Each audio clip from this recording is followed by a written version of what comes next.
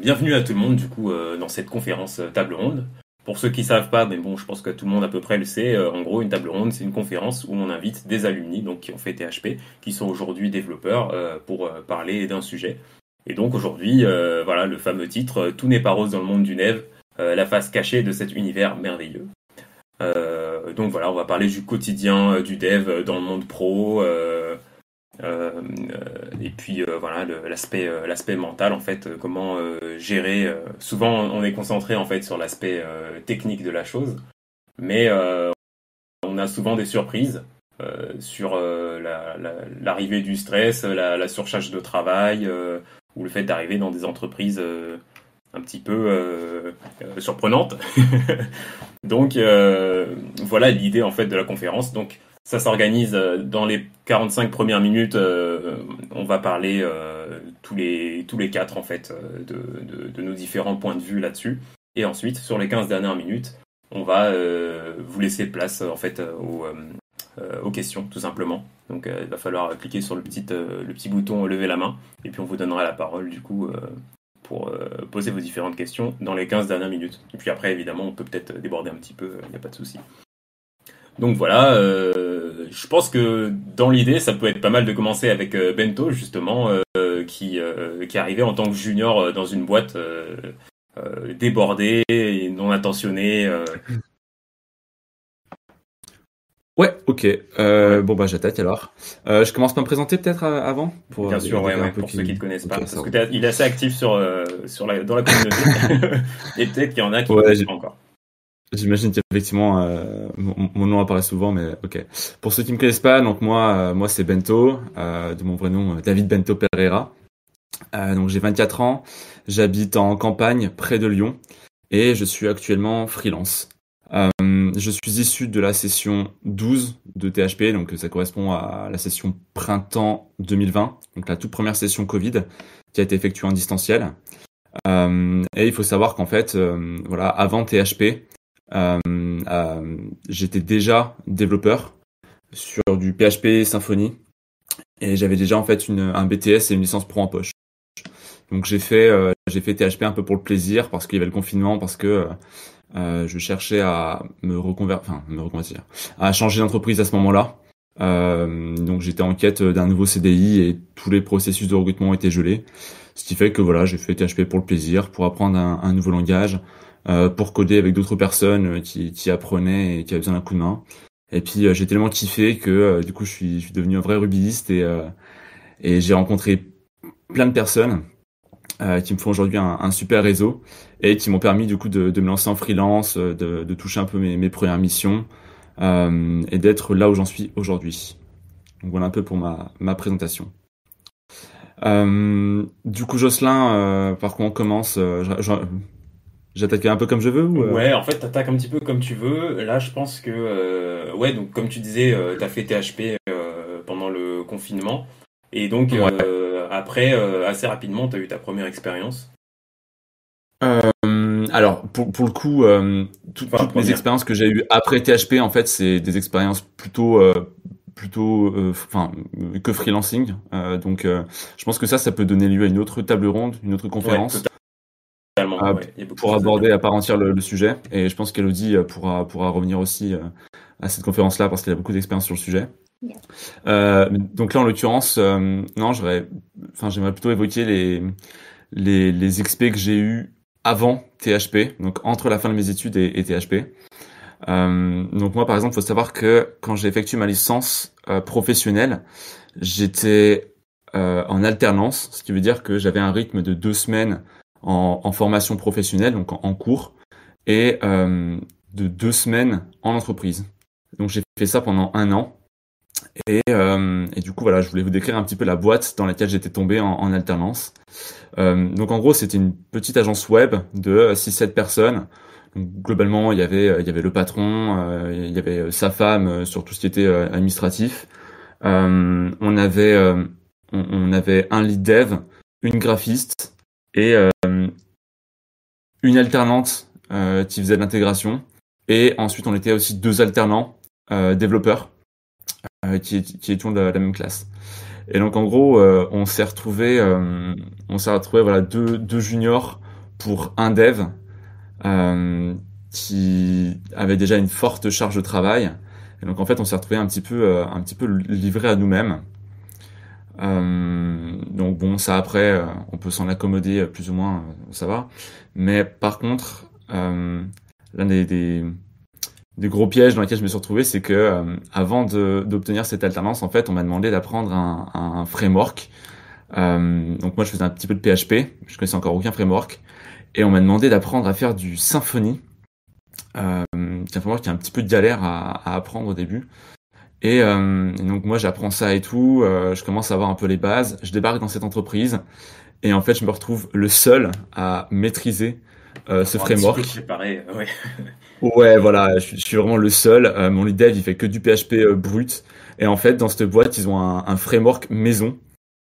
En gros, un framework maison, c'est-à-dire que au fil des projets, ils reprennent le même template, et ils l'améliorent. Et puis en fait, au bout d'un moment, ça donne une sorte de pseudo CMS, pseudo framework, où en fait, ils font que des copier-coller de pages et des clics à droite et à gauche pour disposer les éléments où ils veulent et voilà quoi. En gros, en résumé, Et en fait, si on est pas chez Twitter, faire ce genre de choses, c'est un peu. Ouais.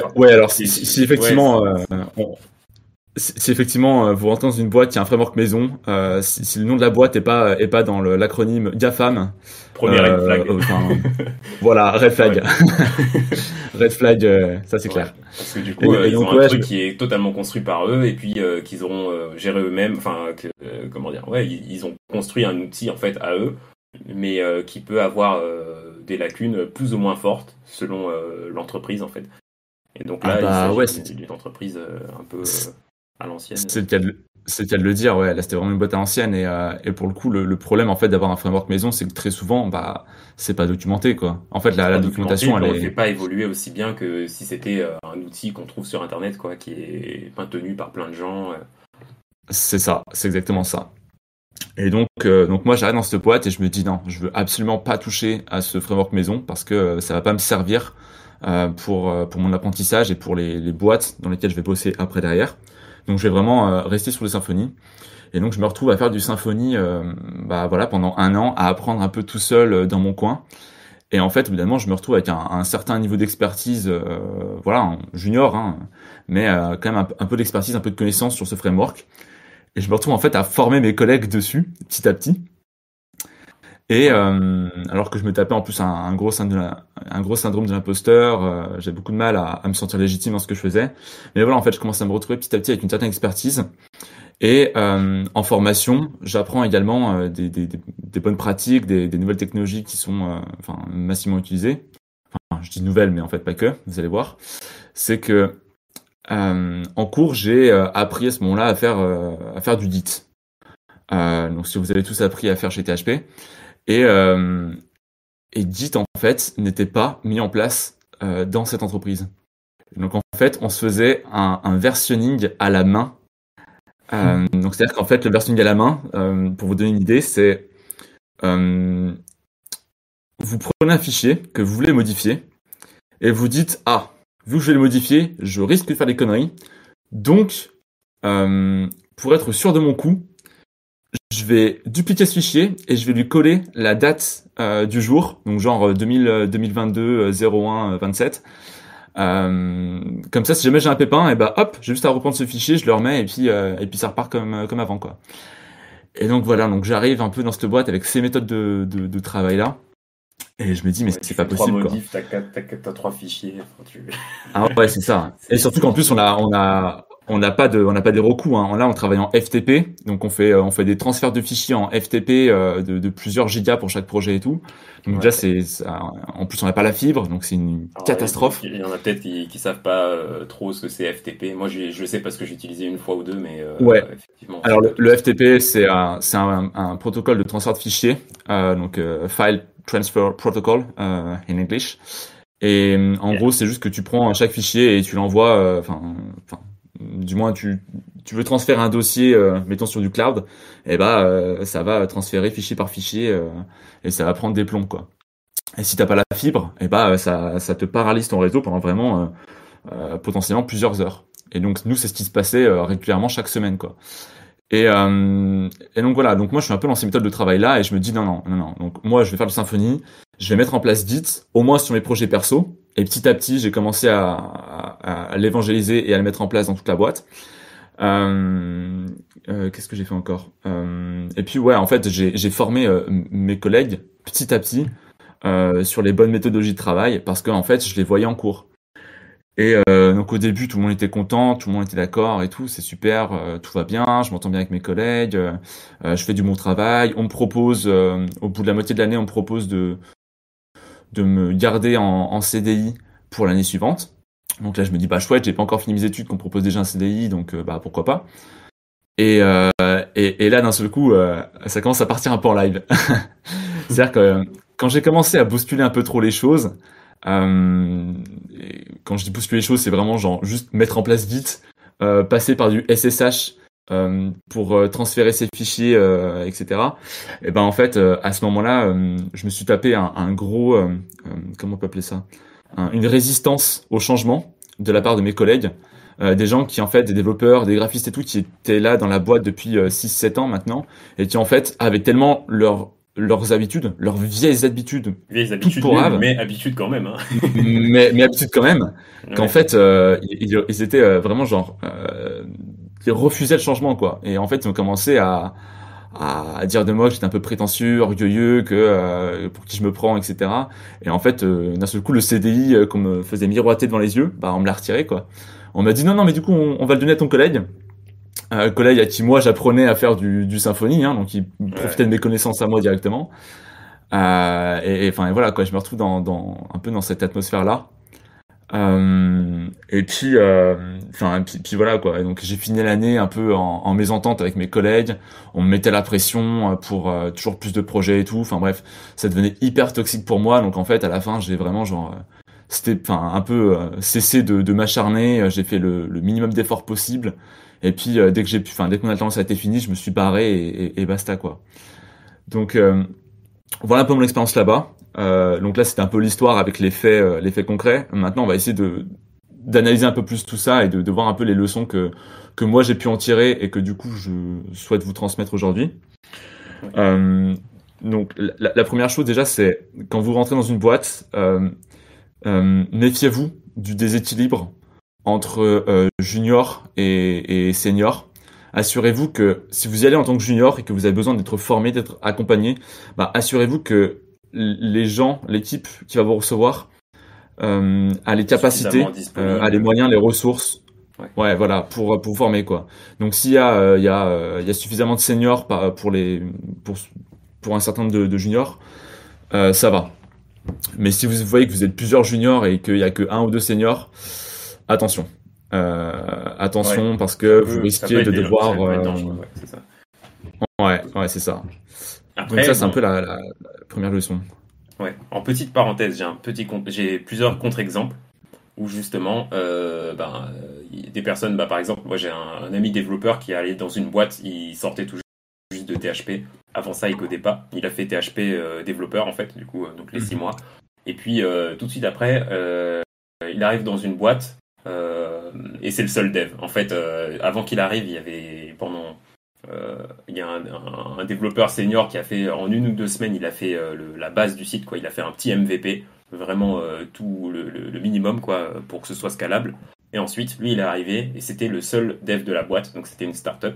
Et en fait, pendant plus d'1 an même, il a dû bosser tout seul. Il m'a dit que c'était vraiment génial parce que du coup, en fait, il apprenait énormément de choses vu qu'il devait tout faire. Donc forcément, il devait apprendre à tout faire et savoir tout faire. Euh, Après, ouais, le bémol, enfin voilà, le bémol, ouais, il me disait, c'est que justement, il n'a pas de senior, il n'y a personne pour lui montrer des choses. Parfois, on se remet en question. Enfin, on a besoin d'être un petit peu guidé sur ce qu'on fait, et c'est vrai que c'est quand même cool d'avoir quelqu'un qui peut montrer un petit peu la voie quand même. Ouais, c'est ça. Effectivement. Donc ça peut Là aussi pour le bien coup, se passer et puis être très formateur et puis voilà. Mais voilà, faut bien tomber, faut faire en fonction. Parfois on est débrouillard, parfois pour on le a coup, je besoin dirais que de prendre un peu plus je de temps. je dirais que ça, c'est un peu l'expérience freelancing finalement. C'est-à-dire que voilà, t'as pas fini de te former, que finalement tu fais du freelance et tu travailles pour une boîte ou pour un client, peu importe. Ouais. Et en fait, bah ouais, c'est un peu l'école de la débrouille, quoi. C'est un peu ce qu'on nous apprend à THP. Alors oui et Toutes les non. ressources sont sur Ouais, ouais, Internet et. totalement. Mais lui, il était en alternance. Il a réussi à trouver une alternance avec Open Ok. Classroom parce que justement la boîte voulait le payer un peu moins, mais lui il s'en fichait, il voulait juste cumuler Mhm. de l'expérience. Donc Open Classroom permettait de lui donner un diplôme. Et donc lui en parallèle il était en alternance. Donc ça permettait à l'entreprise qui avait des aides du coup pour les étudiants de payer moins cher. Et lui, ben, il avait un diplôme en parallèle, il bossait à plein temps pour cette boîte, mais il avait aussi une petite planque d'ailleurs. Ça sur une autre conférence, je parlais de trucs comme ça où justement le fait d'être débrouillard, il avait une petite planque. En gros, il pouvait coder sur ce truc-là en remote, mais dans un autre job. Donc en fait, il était hôte d'accueil. Et à l'accueil, il Mm. pouvait coder pendant qu'il était à l'accueil, parce qu'en fait, il y avait quasiment personne qui passait. Il disait bonjour, c'est à droite, bonjour, c'est à gauche. Et puis en fait, entre-temps, bah, il était sur son code. Et du coup, il faisait du double bénéfice, mais de manière tranquille, sans stress, quoi. Ah Enfin ouais, bref. malin. Donc Ok, voilà, si cool. on réfléchit bien, petite stratégie et tout, il me disait que l'important, c'est pas de gagner beaucoup tout de suite, c'est juste de cumuler beaucoup d'expérience pendant quelques années et qu'ensuite, après, il a dit, après, je pourrais faire la diva et demander 45K. Voilà. C'est ça. C'est exactement ça, ouais. Bah, du coup, ça tombe bien, ça tombe un peu dans le conseil que j'ai donné ensuite. Ouais. C'est, du coup, là, je vous disais que j'étais dans une boîte où ils avaient un framework maison et du coup, le lead dev, enfin, lead dev, le dev tout court, le dev tout seul, senior, ne connaissait finalement que ce framework maison en PHP. Il connaissait pas Symfony, il connaissait pas Laravel, tout ça. Euh, En fait, il s'est enfermé dans une technologie maison qui ne va pas lui servir ailleurs. Et il a bâti un peu toute son expérience pendant 5-6 ans sur ce techno-là. Et du coup, c'est hyper dangereux, quoi. Parce que ensuite, mettons que ce dev, ensuite, il veuille changer de job, chercher une autre entreprise, et qu'on va lui demander, bah voilà, si c'est faire du Symfony, du Laravel ou autre, ah bah non, en fait, je sais faire un framework maison qui n'est pas Ouais. documenté et qu'il n'y a que nous qui utilisons dans le coin. Ah Dans bah le merci, monde. super, mais du coup, bah faites prendre celui qui sait faire déjà du Symfony et qui est autonome, quoi. Donc voilà, hyper dangereux. Enfin, important en tout cas, pensez à votre carrière. N'allez pas vous enfermer dans des technologies maison, sauf si c'est vraiment. Il peut y avoir des cas où ça peut être intéressant, des petits outils qui comblent un besoin précis, c'est voilà, pourquoi pas. Mais tout ce qui est framework, toutes les grosses technologies, voilà, si votre boîte c'est pas un GAFAM, stop quoi, red flag, restez Ouais. sur des sentiers connus et pensez à votre carrière quoi. Pensez en fait à aller dans des boîtes avec des technos qui vous plaisent, sur lesquels vous avez envie d'évoluer, de prendre de Et puis qui l'expertise existe ailleurs et dans le qui monde vous aussi, quoi. apporteront de la valeur. Ouais. Ouais, c'est ça. Et avec une communauté derrière qui sont maintenus, enfin voilà, la totale quoi. Voilà, c'est ça. Donc ouais, pensez à votre carrière et voilà. Qu'est-ce que j'ai d'autre à dire? Ouais, du coup, en vous parlant de ce lead dev là, je veux aussi vous avouer que bien que, enfin, très sympa, je m'entendais très bien avec lui et tout, mais en fait, au quotidien, il était en totale dépression, quoi. Parce que vu que la boîte, vu que c'était le seul dev, il avait tout le temps une grosse charge de travail sur le dos. Qu'en plus, technologiquement, il évoluait pas, il travaillait avec des vieilles méthodes de travail toutes pétées, et il le savait. Mais il pouvait pas faire autrement parce que voilà, il y avait de la réticence au changement de sa part et de la part de l'échelon supérieur. En fait, il s'est enfermé petit à petit dans un gouffre où il s'est mis à prendre de moins en moins d'expérience avec le temps, à stagner et finalement juste à survivre. Parce qu'en fait, en informatique, ne pas évoluer, ne pas se former au quotidien à évoluer chaque année sur des nouvelles technos, en faisant de la veille technologique sur les technos les plus récentes et tout, en fait, ça revient à mourir à petit feu, quoi. C'est ça. Et là, on parle niveau Et tech, mais pour aussi niveau tête, pour ne pas faire de jeu de mots.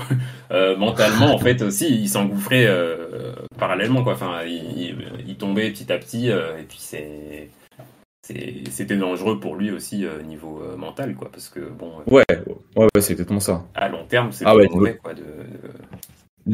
En fait, niveau ouais, mental, ouais, il savait qu'il tombe en dépression, mais par contre, en fait, il avait peur. C'était marrant parce que moi j'avais un syndrome d'imposteur en tant que junior, mais en fait, je voyais dans le bus que j'avais également une autre personne avec 10 ans d'XP de plus que moi, mais qui était aussi en plein syndrome de l'imposteur parce qu'en fait, il a pris les mauvais choix de carrière et il s'est retrouvé dans cette boîte toute pétée et enfin, ça lui portait préjudice, quoi. Et il vivait en fait avec une boule au ventre au quotidien en allant au travail parce que c'était pas la bonne boîte, il le savait, mais en même temps, réparer un peu ses erreurs ses choix de carrière, ses choix de techno et tout, bah c'était tellement ça demandait tellement d'énergie, tellement d'implication qu'en fait il avait plus la force, quoi. Donc Ouais, carrément. ouais, faites attention à vos choix de carrière, aux boîtes dans lesquelles vous tombez. Euh, et du coup, je vais vous donner un exemple tout fait pour ça, tiré de mon expérience personnelle. C'est que la boîte où je suis allé après, donc pour vous situer un peu, c'est quand j'ai eu fini cette alternance, je me suis fait recruter tout de suite avant la fin de mes études pour une autre boîte. Donc en fait, j'ai terminé mon alternance et une semaine après, je démarrais un CDI sur Lyon dans une boîte qui fait du e-commerce, qui fait de la vente de vêtements. Et j'étais dans une boîte avec entre 50 et 80 personnes, je crois. Donc vraiment une bonne boîte avec des très bonnes méthodes de travail. On était sur du méthode agile avec je crois qu'on a fait un peu de Scrum au début, puis ensuite on a basculé sur du Kanban, un truc comme ça. Enfin bref. Mais pour le coup, on avait vraiment les réunions qui avaient une bonne durée, qui étaient placées au bon moment. Euh, Au niveau des code review, tout ça, bah voilà, pareil, c'était super cool. Tout était bien cadré. On avait une CI, des CD et tout. Enfin, bon, c'était génial. Mais par contre, je me suis retrouvé en fait au bout de 4 mois à démissionner parce qu'en fait, j'étais pas à ma place. Et petit à petit, je le sentais. C'est-à-dire que donc voilà, j'étais sur une grosse code base qui avait 10-15 ans d'ancienneté, je crois. Euh, et c'était une architecture microservice. Et en fait, c'était la première fois que je me retrouvais face à ça. Et la codebase était juste gigantesque, avec du code legacy qui datait de Jérusalem, qui était pas trop mal foutu, mais par contre, en fait, c'était immense, quoi. Pour moi, c'était un peu l'Himalaya que j'avais devant moi, et quand t'es junior, bah, ça fait peur, quoi. Ouais, clairement. Euh, et alors, quand tu te retrouves face à ça, bah, normalement, tu t'es un peu rassuré parce que finalement, t'es accompagné autour de toi. T'as des développeurs qui sont là depuis longtemps, qui sont expérimentés, donc des seniors, qui peuvent t'accompagner, te former petit à petit. Donc moi, c'était un peu ce que j'espérais, c'était un peu ce que j'avais demandé quand j'étais en entretien de recrutement avec eux. Et en fait, je me suis retrouvé un peu dans le même cas, c'est-à-dire que il y avait des seniors, mais il y avait trop de juniors par rapport aux seniors. Et donc en fait, on était encore une fois mal accompagnés. Les seniors n'avaient pas suffisamment de temps à nous consacrer. Et même si on nous disait en fait, non mais allez-y, allez les déranger et tout, il y a pas de souci. Bah en fait, quand on se lève pour la quatrième fois de la journée pour aller déranger enfin un dev senior, bah la septième fois on se dit ouais non peut-être pas, peut-être que là je vais essayer de me gratter la tête pendant 1 heure, 2 heures et tout. Alors qu'en fait il faut pas. Faut Enfin, pas, ouais, en fait, si on reste on bloqué, devrait on perd pouvoir. beaucoup de temps, quoi. Ouais, c'est ça, on perd du temps et puis on s'énerve et puis voilà quoi. Et des fois juste ils avaient pas le temps et on savait que pendant une demi-journée on pouvait pas les déranger quoi parce qu'ils étaient sur un truc beaucoup plus important que nous. Et donc en fait voilà, il y avait une volonté de la part de l'entreprise de faire que tout se passe bien, qu'on soit formé et tout, mais en fait il y avait juste pas assez de seniors, un peu malgré eux. Hein. C'était pas la faute de la boîte, mais juste c'est dur de recruter Du suffisamment de senior, ouais. seniors, puis ça coûte de l'argent. Et donc voilà, en fait, au bout de 4 mois, pareil, j'arrivais le matin avec une boule au ventre. Je me sentais pas épanoui dans ce que je faisais. Je faisais que de corriger des bugs à l'appel, en lisant des milliers de lignes de code chaque jour. Et en fait, j'arrivais pas à faire une feature de A à Z parce que, au vu de la complexité technologique de la stack, en fait, faire une feature de A à Z, c'était d'un niveau senior, quoi. C'était pas junior. Donc voilà, au bout de 4 mois, je me suis dit non, c'est pas pour moi, je me barre quoi. Ouais, faut savoir se barrer. Et donc ouais, c'est ça. Et pour le coup, là où je veux en venir en parlant de ça, c'est que cette révélation qu'il fallait que je me barre, je l'ai eu vraiment sur un coup de tête. C'est-à-dire qu'il y avait un matin où je me suis pointé au boulot avec la pêche avec envie de me battre, tu vois, envie d'en découdre et de me dire que putain, le ticket qui est là depuis, qui est là depuis 2 jours sur mon tableau, et bah vas-y, je vais le plier, je vais me donner à fond, et à la fin de la journée, il sera fini, quoi. Et en fait, je me suis littéralement, vautré la gueule sur ce ticket au cours de la journée. Je me suis fait ramasser la titulaire par un dev senior et expliquer un peu la vie sur comment fallait que je code et tout machin. Et en fait, ça m'a dégoûté. Et le lendemain, je me suis dit non mais vas-y, j'imprime une lettre de démission et puis je la pose sur le bureau de mon CTO et puis je pars, quoi. Et c'est ce que j'ai fait et c'était vraiment sur un coup de tête, mais ça venait tellement d'un instinct de survie, en fait, de préservation, que je me suis dit putain, j'ai bien fait de m'écouter, Ouais, quoi. ouais. Et j'ai jamais été plus heureux je sais que j'ai fait le bon choix, quoi. Ouais. Je pense que justement nos C'est deux autres cool. invités ont Donc des choses à dire voilà. là-dessus, sur l'arrivée Ouais, du stress, J'en ai plein. de l'approche du burn-out et c'est ça. justement le fait que voilà, parfois ça monte un peu trop haut ou au contraire justement on descend un peu trop bas et puis Savoir identifier les signes, surtout. ouais. Ouais, Alors on tout à t'entend fait. pas très Bah, du fort. coup, voilà, Je sais pas si tu peux j'ai augmenter terminé, donc je vous laisse la parole. Ah, on m'entend pas bien? On t'entend bien, mais pas aussi fort, enfin pas aussi fort que David en tout cas. D'accord. C'est peut-être mes écouteurs, c'est pas de la top qualité. Ouais. Bon, bah y a pas de souci. Ça dérange pas. Ouais, sinon vous pouvez juste régler le micro d'Elodie aussi, ça marche bien. Ouais. Pour voilà, Ah je dis juste effectivement. comme ça. Ouais, totalement. Bon bah Mettez-moi à fond. super. Bon, on t'écoute alors. Ok. Du coup, moi, c'est Elodie. J'ai 34 ans. J'ai fait THP session 6, donc il y a un petit moment. Et j'ai enchaîné avec la bêta test de Next à l'époque. C'était la première promo Next qu'ils ont fait. Donc ça avait vraiment rien à voir avec ce que vous faites maintenant, honnêtement. Mais on n'avait pas de React ni quoi que ce soit. On faisait beaucoup de tests et beaucoup apprendre à travailler en équipe, les bonnes pratiques du code, coder proprement, faire des PR, faire de la code review, etc. Donc c'était plutôt axé sur cet aspect-là un peu professionnalisant. Du coup j'ai fait ça et derrière, moi j'avais envie de me lancer comme une folle dans la freelance sans passer par les cases CDI du tout. On m'a beaucoup déconseillé de faire ça. Ouais. On m'a beaucoup déconseillé de le faire. Après, je suis quelqu'un de têtu. Donc, voilà, je suis pas très réceptive à fais pas ça, c'est pas une bonne idée. Je considère que c'est à moi de décider si c'était une bonne idée ou pas, une fois que j'ai expérimenté, quoi. Donc, de base, moi, avant de faire THP, je venais pas du tout, mais pas du tout de ce milieu. C'était vraiment une reconversion from scratch. C'est-à-dire que mon ordi, j'avais jamais ouvert un terminal avant. Je l'utilisais pour regarder des films en streaming, basiquement, et puis voilà, quoi.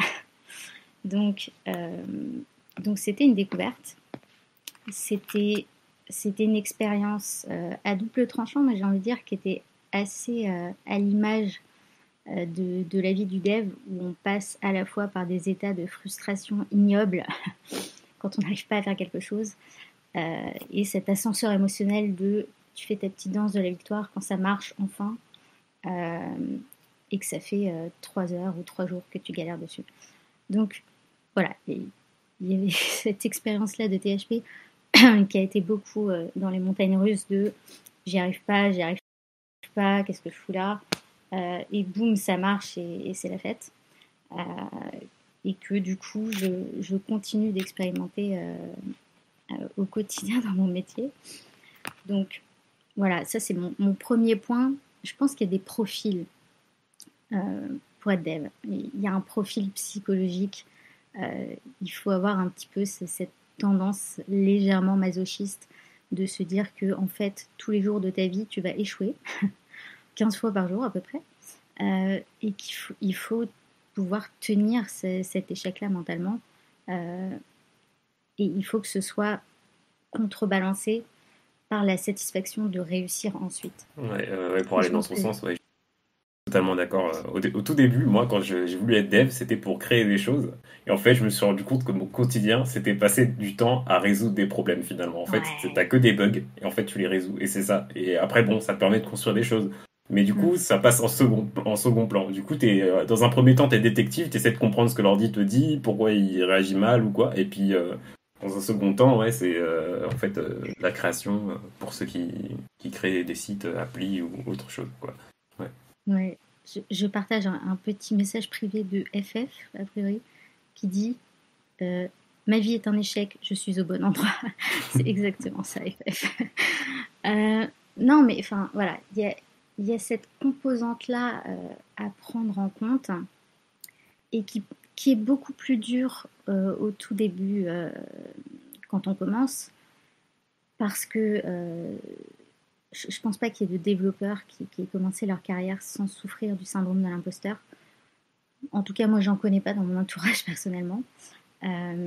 Et ça va de pair avec cette impression d'échouer au quotidien. Et il faut arriver à aller au-delà, en fait, et arriver à se projeter simplement dans le « oui, mais demain, je ferai mieux. Demain est un autre jour. Demain, je ferai mieux. Demain, j'aurai appris quelque chose, en fait. Aujourd'hui, je suis en souffrance, mais demain, j'aurai appris quelque chose. Et dans 6 mois, ça ira encore mieux, etc. » Mais ça disparaît jamais, complètement. C'est-à-dire que je connais littéralement des mecs, genre Zaratan, c'est une brute. Zaratan, c'est 15 ans d'expérience sur le framework de Rails. Et ben Zaratan, il a encore le syndrome de l'imposteur. On s'en débarrasse pas, quoi. Il faut bien prendre ça en compte. Et du coup, il faut avoir un petit peu les reins mentalement pour vivre ça au quotidien. Parce que je pense que c'est pas aisé. C'est pas aisé à certaines périodes de votre vie, par exemple. Je vais venir tout à l'heure sur mon expérience avec Bernardo, qui était une de mes premières... C'était ma première grosse mission en freelance. Et du coup, Bernardo, c'est une grosse boîte dans le secteur du luxe, qui fait de la porcelaine de luxe. Donc c'était vraiment un gros morceau, alors que j'avais encore mes petits trous de vélo. J'étais pas capable de... Enfin, c'était trop gros pour moi à ce moment-là. Et voilà, il y a des moments où juste vous allez être vachement plus vulnérable mentalement. Et il faut prendre ça en compte et il faut essayer de combattre un peu le syndrome de l'imposteur qui repointe son nez, ce sentiment d'échec qui s'en va pas quotidiennement. Voilà. Moi, mon premier conseil, c'est de dire aux gens, il faut arriver aussi à prendre soin de soi. Très important, effectivement. Parce que souvent, on peut même se mettre soi-même la pression ou ressentir trop fort la pression des autres, etc. Faut ressentir faut se rappeler en fait qu'on est des humains et qu'on fait ce qu'on peut et que dans ce métier, c'est normal en fait d'avoir des phases basses et des phases hautes, tout simplement. Donc, une fois qu'on y est préparé, une fois qu'on est au courant de ça, je pense que c'est plus facile de prendre du recul là-dessus que si personne n'en a jamais parlé ou si on n'est jamais encore tombé là-dedans dans le métier, tout simplement. Oui, c'est pour ça que ça me tenait pas mal à cœur d'en parler aujourd'hui. Tu voulais ajouter quelque chose, Nicolas? Ouais, non, mais là-dessus, j'ai toujours des trucs à dire, mais moi, j'en ai pris tellement dans les tronches, mais pas en tant que dev que, ouais, j'ai plein de trucs à dire, mais alors justement, petite parenthèse, est-ce que tu peux vite fait te présenter, Nico, parce qu'au début j'ai oublié de faire une petite présentation générale. Ouais, bien sûr. Bah moi je vois qu'il y en a qui me connaissent là dans le tas, puisqu'il y en a qui viennent aux apéros à Toulouse, donc coucou. J'ai commencé ma carrière en tant que ingé dans l'aéronautique. À la base, j'étais censé faire du calcul scientifique. J'ai tout fait sauf ça. Alors le calcul scientifique, très vite fait, c'est il y a des équations, il faut les résoudre et en fait on n'a pas les solutions, donc il faut utiliser le PC pour s'en sortir. Donc j'ai appris à coder il y a presque 15 ans maintenant, mais à l'arrache, à la Wallogan, avec des langages tout pourraves. Enfin bref, j'ai un peu détesté ça. J'ai passé 7 ans dans l'aéronautique, j'ai fait tout et son contraire. J'ai plein de trucs marrants à raconter dans tous les sens. Et c'est en voulant monter ma boîte que je me suis finalement reconverti en tant que dev parce que je me suis rendu compte que c'est ça qui me faisait kiffer, quoi. Voilà. Ça va là, c'est assez résumé, Jocelyn. Oui, carrément, carrément. Et petit aparté, Nico et moi-même sommes des cartmen et cartwomen. Yes, exact. Ouais, c'est vrai. On partage cette passion commune avec Hello, ouais, tout à fait. Yes. Ça n'avait rien à voir avec le schmilblick, il faut que c'est pas. Ouais, alors, on peut quand même rebondir dessus, mais ouais. Du coup, pour en revenir à nos petits moutons, qu'est-ce que je racontais? Ouais, prendre soin de soi, c'est mon premier conseil. Et j'ai mis du temps à arriver à ce stade d'arriver à gérer mon stress, par exemple, alors que je venais quand même d'un milieu professionnel qui était très stressant avant de me reconvertir, puisque j'étais office manager en cabinet d'avocat. Et donc, l'essentiel de ma carrière, j'avais des deadlines qui étaient vraiment non négociables. C'est-à-dire que je m'occupais de créer des dossiers de réponse aux appels d'offres qui nous permettaient d'avoir des clients dans le cabinet. Et il faut savoir qu'un appel d'offres public, la réponse doit être envoyée tel jour, telle heure. Si ça arrive à midi 1 au lieu de midi, c'est 3 mois de boulot à foutre à la poubelle parce que ce ne sera pas pris en compte une fois qu'ils vont...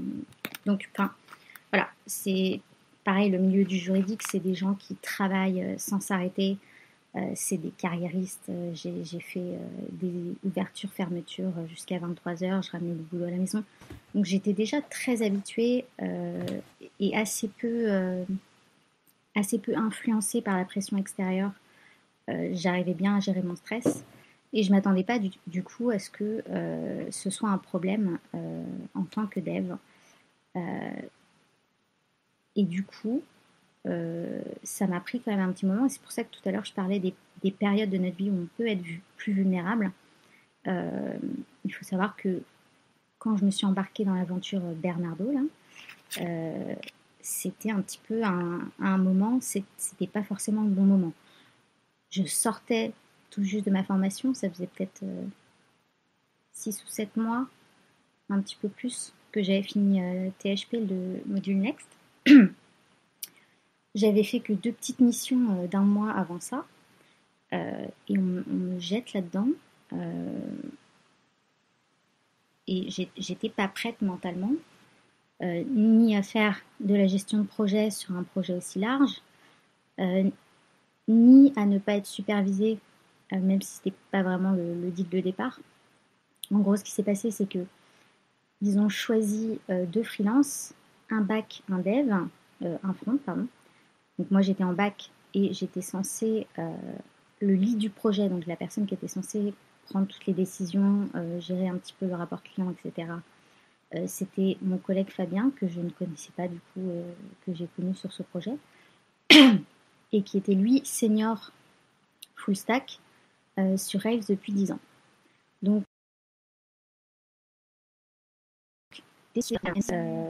à l'origine, désolé, même si à l'origine, lui, il devait faire l'intégration du front, donc des maquettes.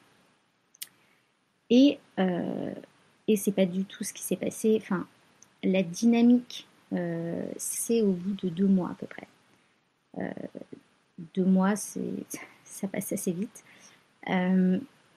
Mais tout ça pour dire que mon premier conseil par rapport à ça, c'est faire attention, notamment quand on est en freelance, essayer de se renseigner sur les personnes avec qui on va être amené à travailler.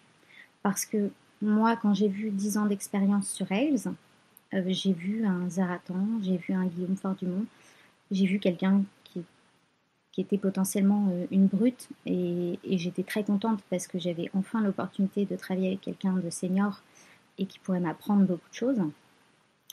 Et au final, je me suis sentie complètement sans filet, en fait, parce que il n'était pas capable du tout de m'aider sur le bac. Et en fait, toutes les décisions importantes sur le projet, c'était une refonte UX/UI de base, mais du coup, on était en train de recréer une nouvelle app complètement. qui n'avait rien à voir avec, avec l'app existante sur laquelle les utilisateurs étaient au moment où nous on travaillait. Et du coup, comme il ne pouvait pas m'aider, comme il me demandait essentiellement de l'aide pour lui, pour l'aider juste à comprendre comment fonctionnaient les requêtes en base de données pour pouvoir faire les vues, ça me prenait aussi pas mal de temps.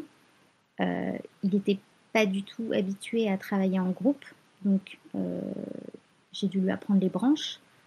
Il y a eu des petits cafouillages plusieurs fois où mon code a été écrasé, donc j'ai réussi à le récupérer, mais c'était un peu agaçant parce qu'il ne maîtrisait pas bien cet aspect-là. Donc voilà, en fait, la dynamique s'est complètement inversée. Il a fallu que ce soit moi finalement qui donne la timeline et qui dise, bah voilà, on va launch le nouveau site telle date parce qu'il y a encore tant de bugs à régler et que les bugs c'était moi de toute façon, parce que c'était du back. Y compris quand ils étaient introduits par Fabien, par du code qu'il avait ajouté. C'était moi qui ai créé complètement la pipeline avec un environnement de staging pour qu'on puisse avoir un env de prod qui puisse être testé par l'admin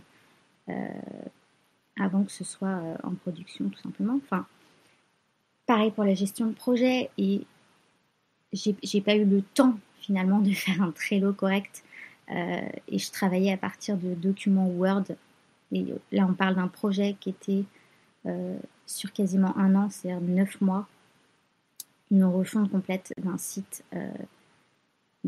e-commerce qui vendait du produit de luxe dans 8 pays différents. C'était monstrueux, c'était juste monstrueux. Et du coup, je me suis pris ça quand même comme une grosse claque dans ma figure, parce que j'ai appris énormément, mais à quel prix ? Tout à l'heure, David disait que oui, c'est une petite mort intellectuelle quand on est dans un environnement où on n'est pas stimulé en fait.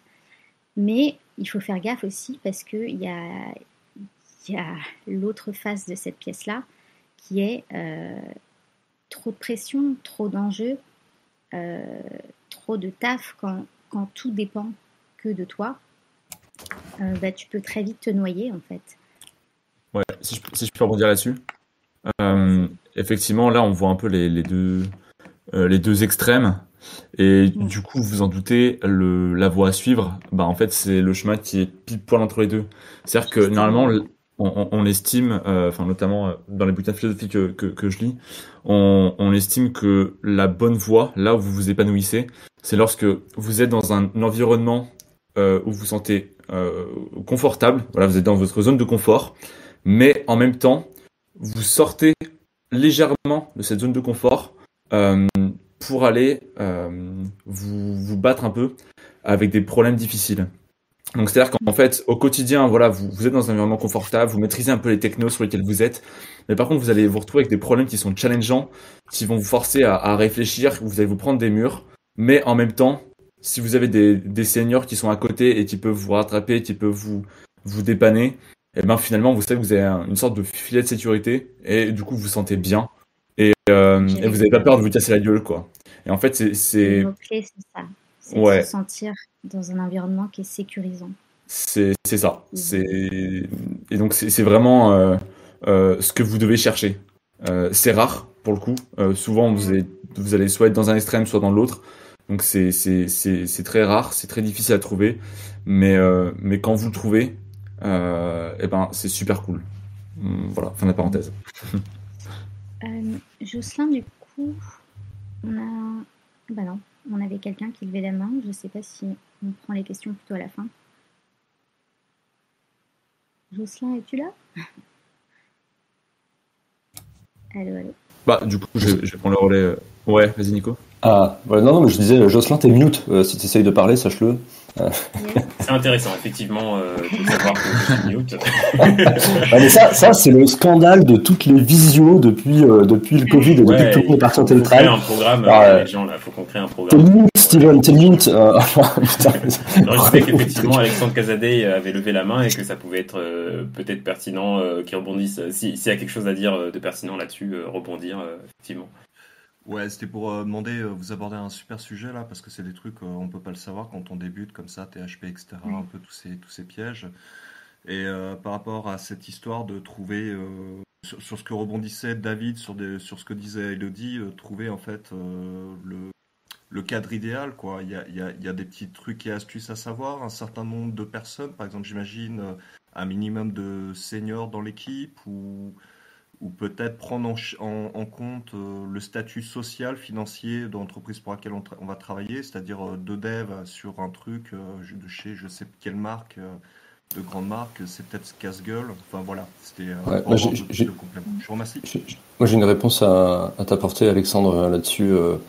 Parce que ça, en fait, ça m'a été enseigné par les gens avec qui j'ai bossé à Cardiologues. Il y a une question qu'il faut poser en entretien, surtout quand vous arrivez et que vous êtes junior, vous sortez d'un bootcamp, vous sortez de 3 mois, 6 mois ou un peu plus. Euh, la question à poser, c'est comment se passe l'accompagnement des juniors. Voilà. Et en fait, si vous avez une réponse vague, floue, pas nette, bullshit, ou vraiment c'est pas clair, c'est-à-dire que vous avez toujours pas idée de comment ça va se passer, votre intégration et votre accompagnement sur le code, ben c'est un warning. Enfin, ça pue du cul, n'allez pas dans cette boîte, quoi. Voilà. Ça veut dire que clairement, ils ne savent pas faire parce que, en fait, s'ils savaient faire, et donc s'ils le faisaient, et s'ils savaient faire, la réponse, elle serait juste parfaite. Ben voilà, d'abord, ça va commencer par une semaine, on va te prendre la main sur telle et telle partie de l'app, ensuite on va te faire monter en compétence sur ça et ça, ensuite machin, voilà. Donc si vous n'avez pas des étapes claires à l'entretien d'embauche, c'est clair que vous ne serez pas accompagné. Après, sincèrement, ça peut être vachement intéressant d'arriver dans une boîte où on est largué aussi, hein. C'est juste que du coup, l'état d'esprit ne doit pas être le même. C'est-à-dire que vous savez que ça va être ultra difficile, et donc il faut vous attendre à pleurer du sang. Bah, il y a des expériences qui peuvent être vachement intéressantes aussi, comme ça. Ouais, Hein, totalement. donc, Moi, je suis totalement d'accord je sais, là-dessus. Moi, c'est vrai que j'aime bien arriver dans des environnements un petit peu difficiles, justement. Enfin, bon, faut comment dire, faut que ce soit quelque chose de supportable, évidemment, mais si ça me permet d'évoluer beaucoup dans ma personne et puis dans mes skills, dans mes capacités de code technique, effectivement, je trouve que ça peut être intéressant. Euh, Après, voilà, tout dépend de chacun. Peut-être que certains recherchent aussi une stabilité, un métier, enfin, faire du dev, mais en étant dans une boîte assez stable et tout.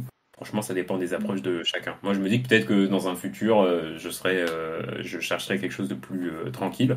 Mais en attendant, en début de carrière, moi, j'aime bien repousser les limites et puis continuer d'évoluer, tout simplement. Ouais. ouais, on en avait parlé avec Bento de ça, je crois, non? De la stabilité dans ta carrière. Enfin, si c'est trop tôt, c'est un peu dangereux aussi.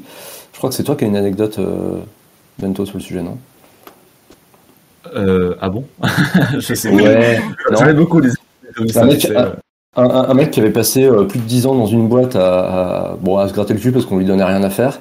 Et finalement, au bout de 10 ans, bah, en fait, tu te retrouves dans la merde parce que comme t'as pas progressé et que le monde a évolué sans toi, Ouais, si tu veux changer de boîte, là, ça commence à être compliqué, quoi. ouais, c'est ça. Euh, Bah, c'est ce que voilà. j'ai dit au début, en fait. Ah, ok, bah, désolé, j'étais pas Ouais. là. Bah, Ouais. Il y avait Ah my oui, bad. il y a eu un petit problème technique, Nico.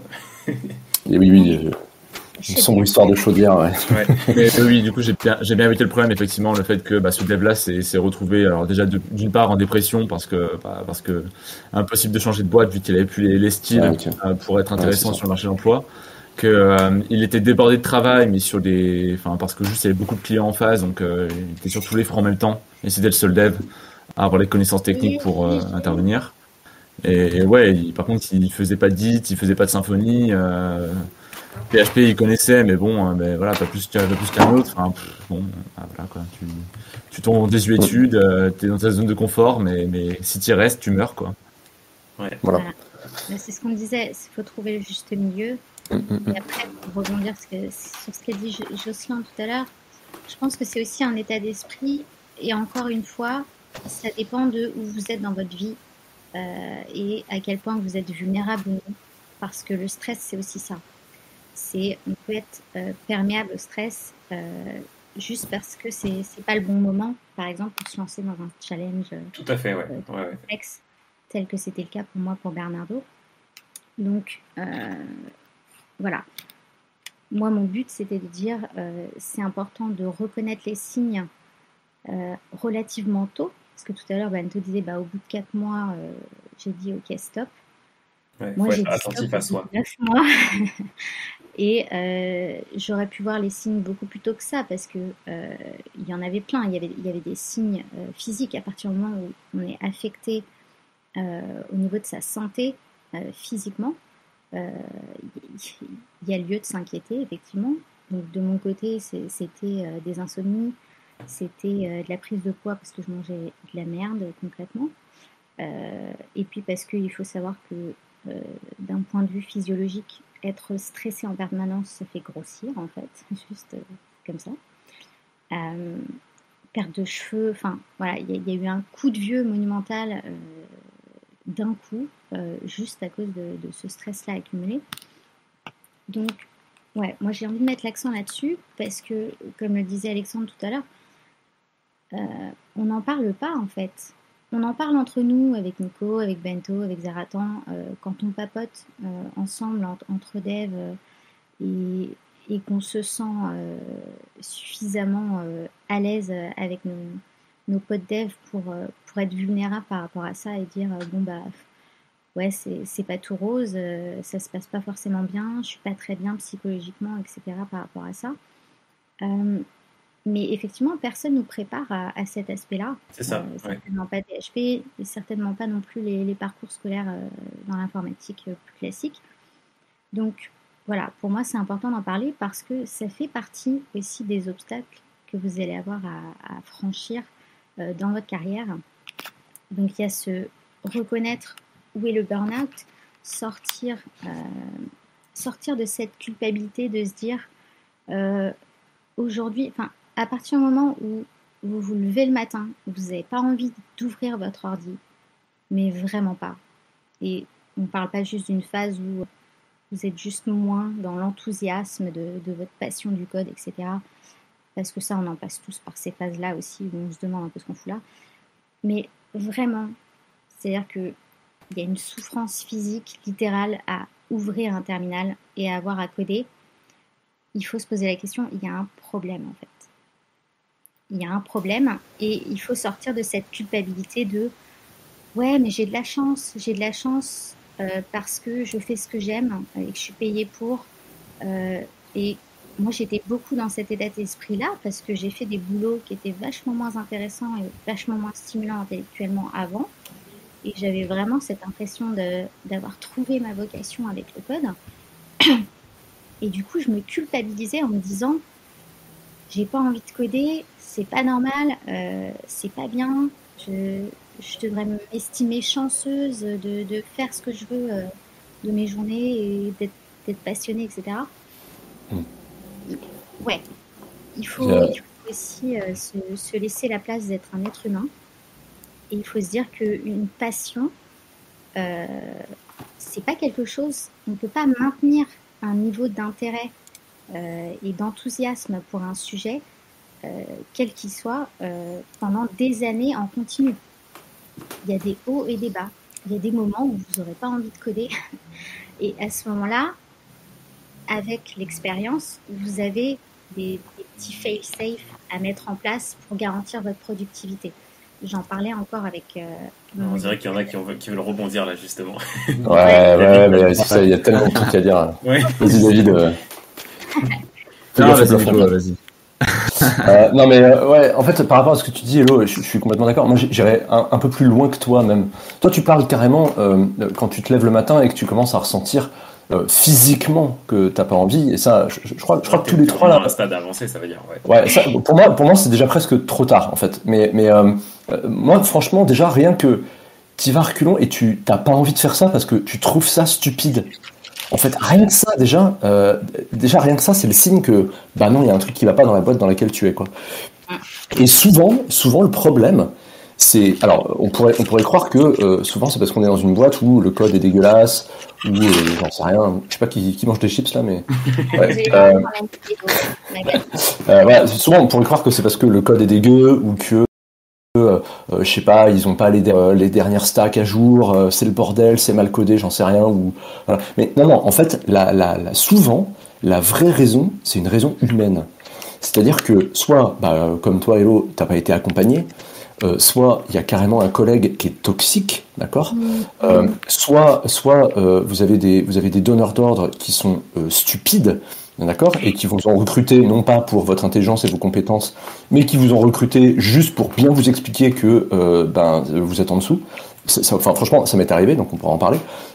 Et ça, rien que ça, pour moi, c'est juste des flags, des warnings. Tu te dis, ah ouais, ok, non, mais je peux pas rester parce que sinon, je vais crever, quoi. Enfin, je vais craquer. Et effectivement, si tu restes, là, après, tu commences à avoir ton stress, ton physique qui déconne, tu commences à plus en pouvoir, et ainsi de suite, quoi. Et là où je veux insister aussi, c'est que on met du temps à en revenir après de cet état-là. Pas seulement physiquement, parce qu'effectivement, à partir du moment où j'ai dit stop et je prends soin de moi, etc., le corps se répare de toute façon, ça revient.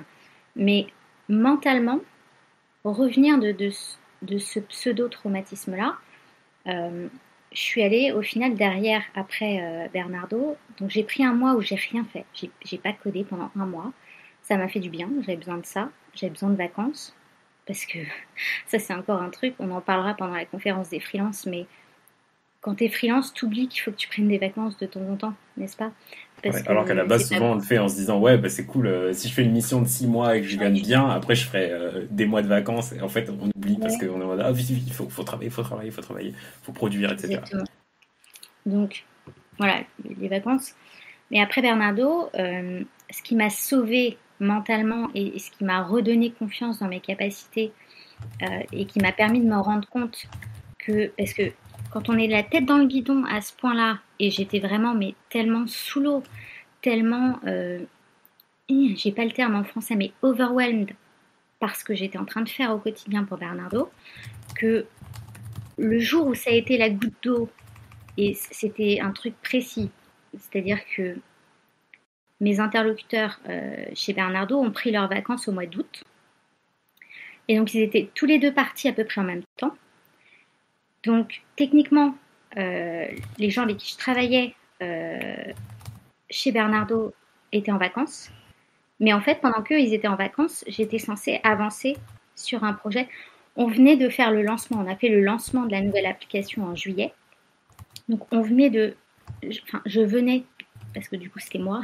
C'est moi qui ai fait l'outil qui permettait de mettre le site en maintenance tout en laissant la possibilité aux admins d'accéder au back-office pour ajouter des trucs en DB, etc. Enfin bref, c'était un enfer. Après ça, du coup, j'avais des 500 qui tombaient sur Sentry en permanence. Donc j'étais déjà en train de faire tout le debugging de cette nouvelle app avec tout le trafic qu'on avait dessus. Et du coup, c'était le moment pour moi de prendre au moins une semaine pour me reposer. Mais la direction chez Bernardo voulait du coup lancer le e-commerce du Japon. Donc il fallait que je fasse l'intégration d'un prestataire bancaire japonais. Tout ce que j'avais, c'était la documentation de l'API de la banque japonaise en japonais, que j'ai Google Translate. Voilà. Et du coup, en fait, il fallait que je fasse une gemme du type CIC, mais pour ce prestataire japonais. Et c'est à ce moment-là que j'ai dit stop. J'ai dit ok, les gars, j'ai pas le niveau pour faire ça. J'ai pas le niveau pour vous pondre une gemme d'un portail bancaire. Et en plus de ça, j'ai besoin d'une pause, quoi. Vous êtes partis en vacances, moi je suis censée avancer là-dessus. C'était pas possible. Donc, où je voulais en venir avec ça? J'ai perdu.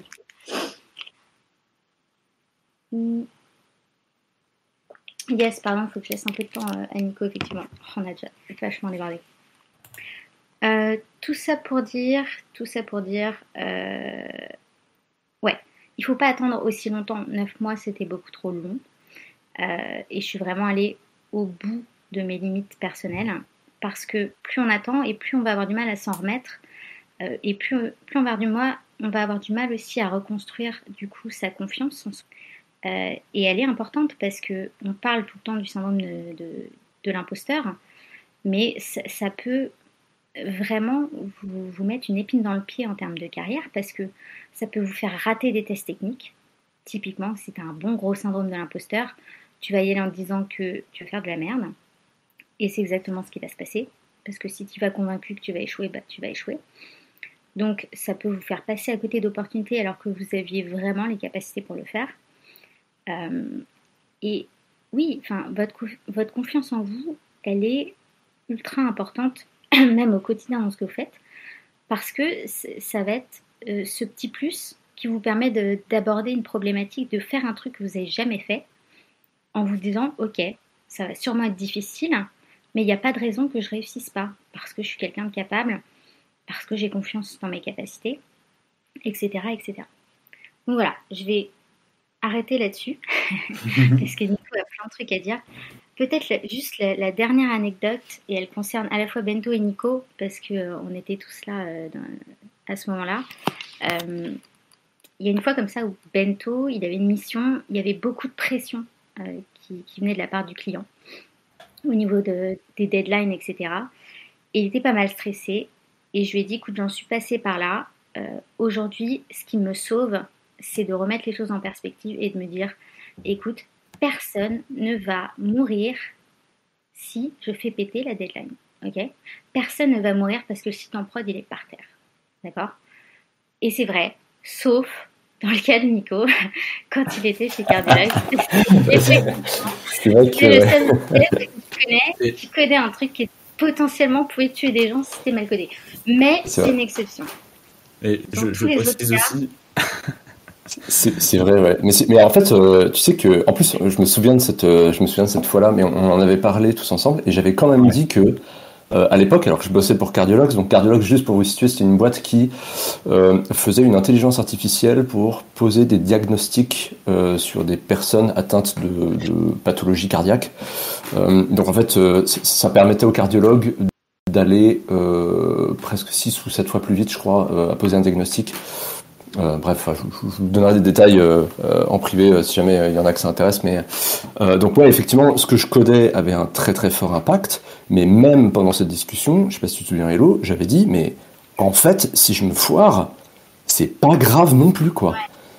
Parce qu'en fait, il y a des garde-fous dans tous les sens. Parce que justement, comme on fait des choses excessivement risquées, bah on est quand même pas con, donc bah on fait gaffe, quoi. Et puis en fait, shit happens, quoi, des fois. Hein, et en fait, où tu considères que tu as donné au meilleur de tes capacités, qu'elles soient intellectuelles ou physiques, suivant le métier que tu fais, à partir du moment où tu considères que tu as donné ce meilleur-là, bah, franchement, t'as rien à te reprocher. Donc, on se calme, quoi. Et quand tu apprends à faire ce genre de truc, bah après, des fois... alors, des fois, ouais, des fois, il y a des accidents, des fois, il y a des trucs qui arrivent, mais...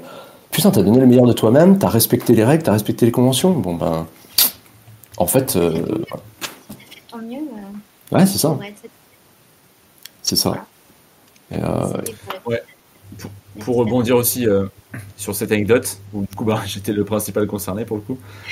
Ouais, c'était un moment où je me démenais pour le taf, pour faire la tâche qu'on m'avait donnée, et où je galérais, j'y arrivais pas.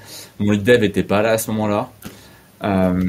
Et du coup, en fait, je me prenais l'épine dans le tapis un peu tout seul, malgré moi. Et effectivement, voilà, Nico et Elodie m'ont aidé à relativiser en me disant, mais vas-y, pète un coup, déstresse, c'est bon, tu vas tuer, ton boulot ne va tuer personne, même si tu le fais mal.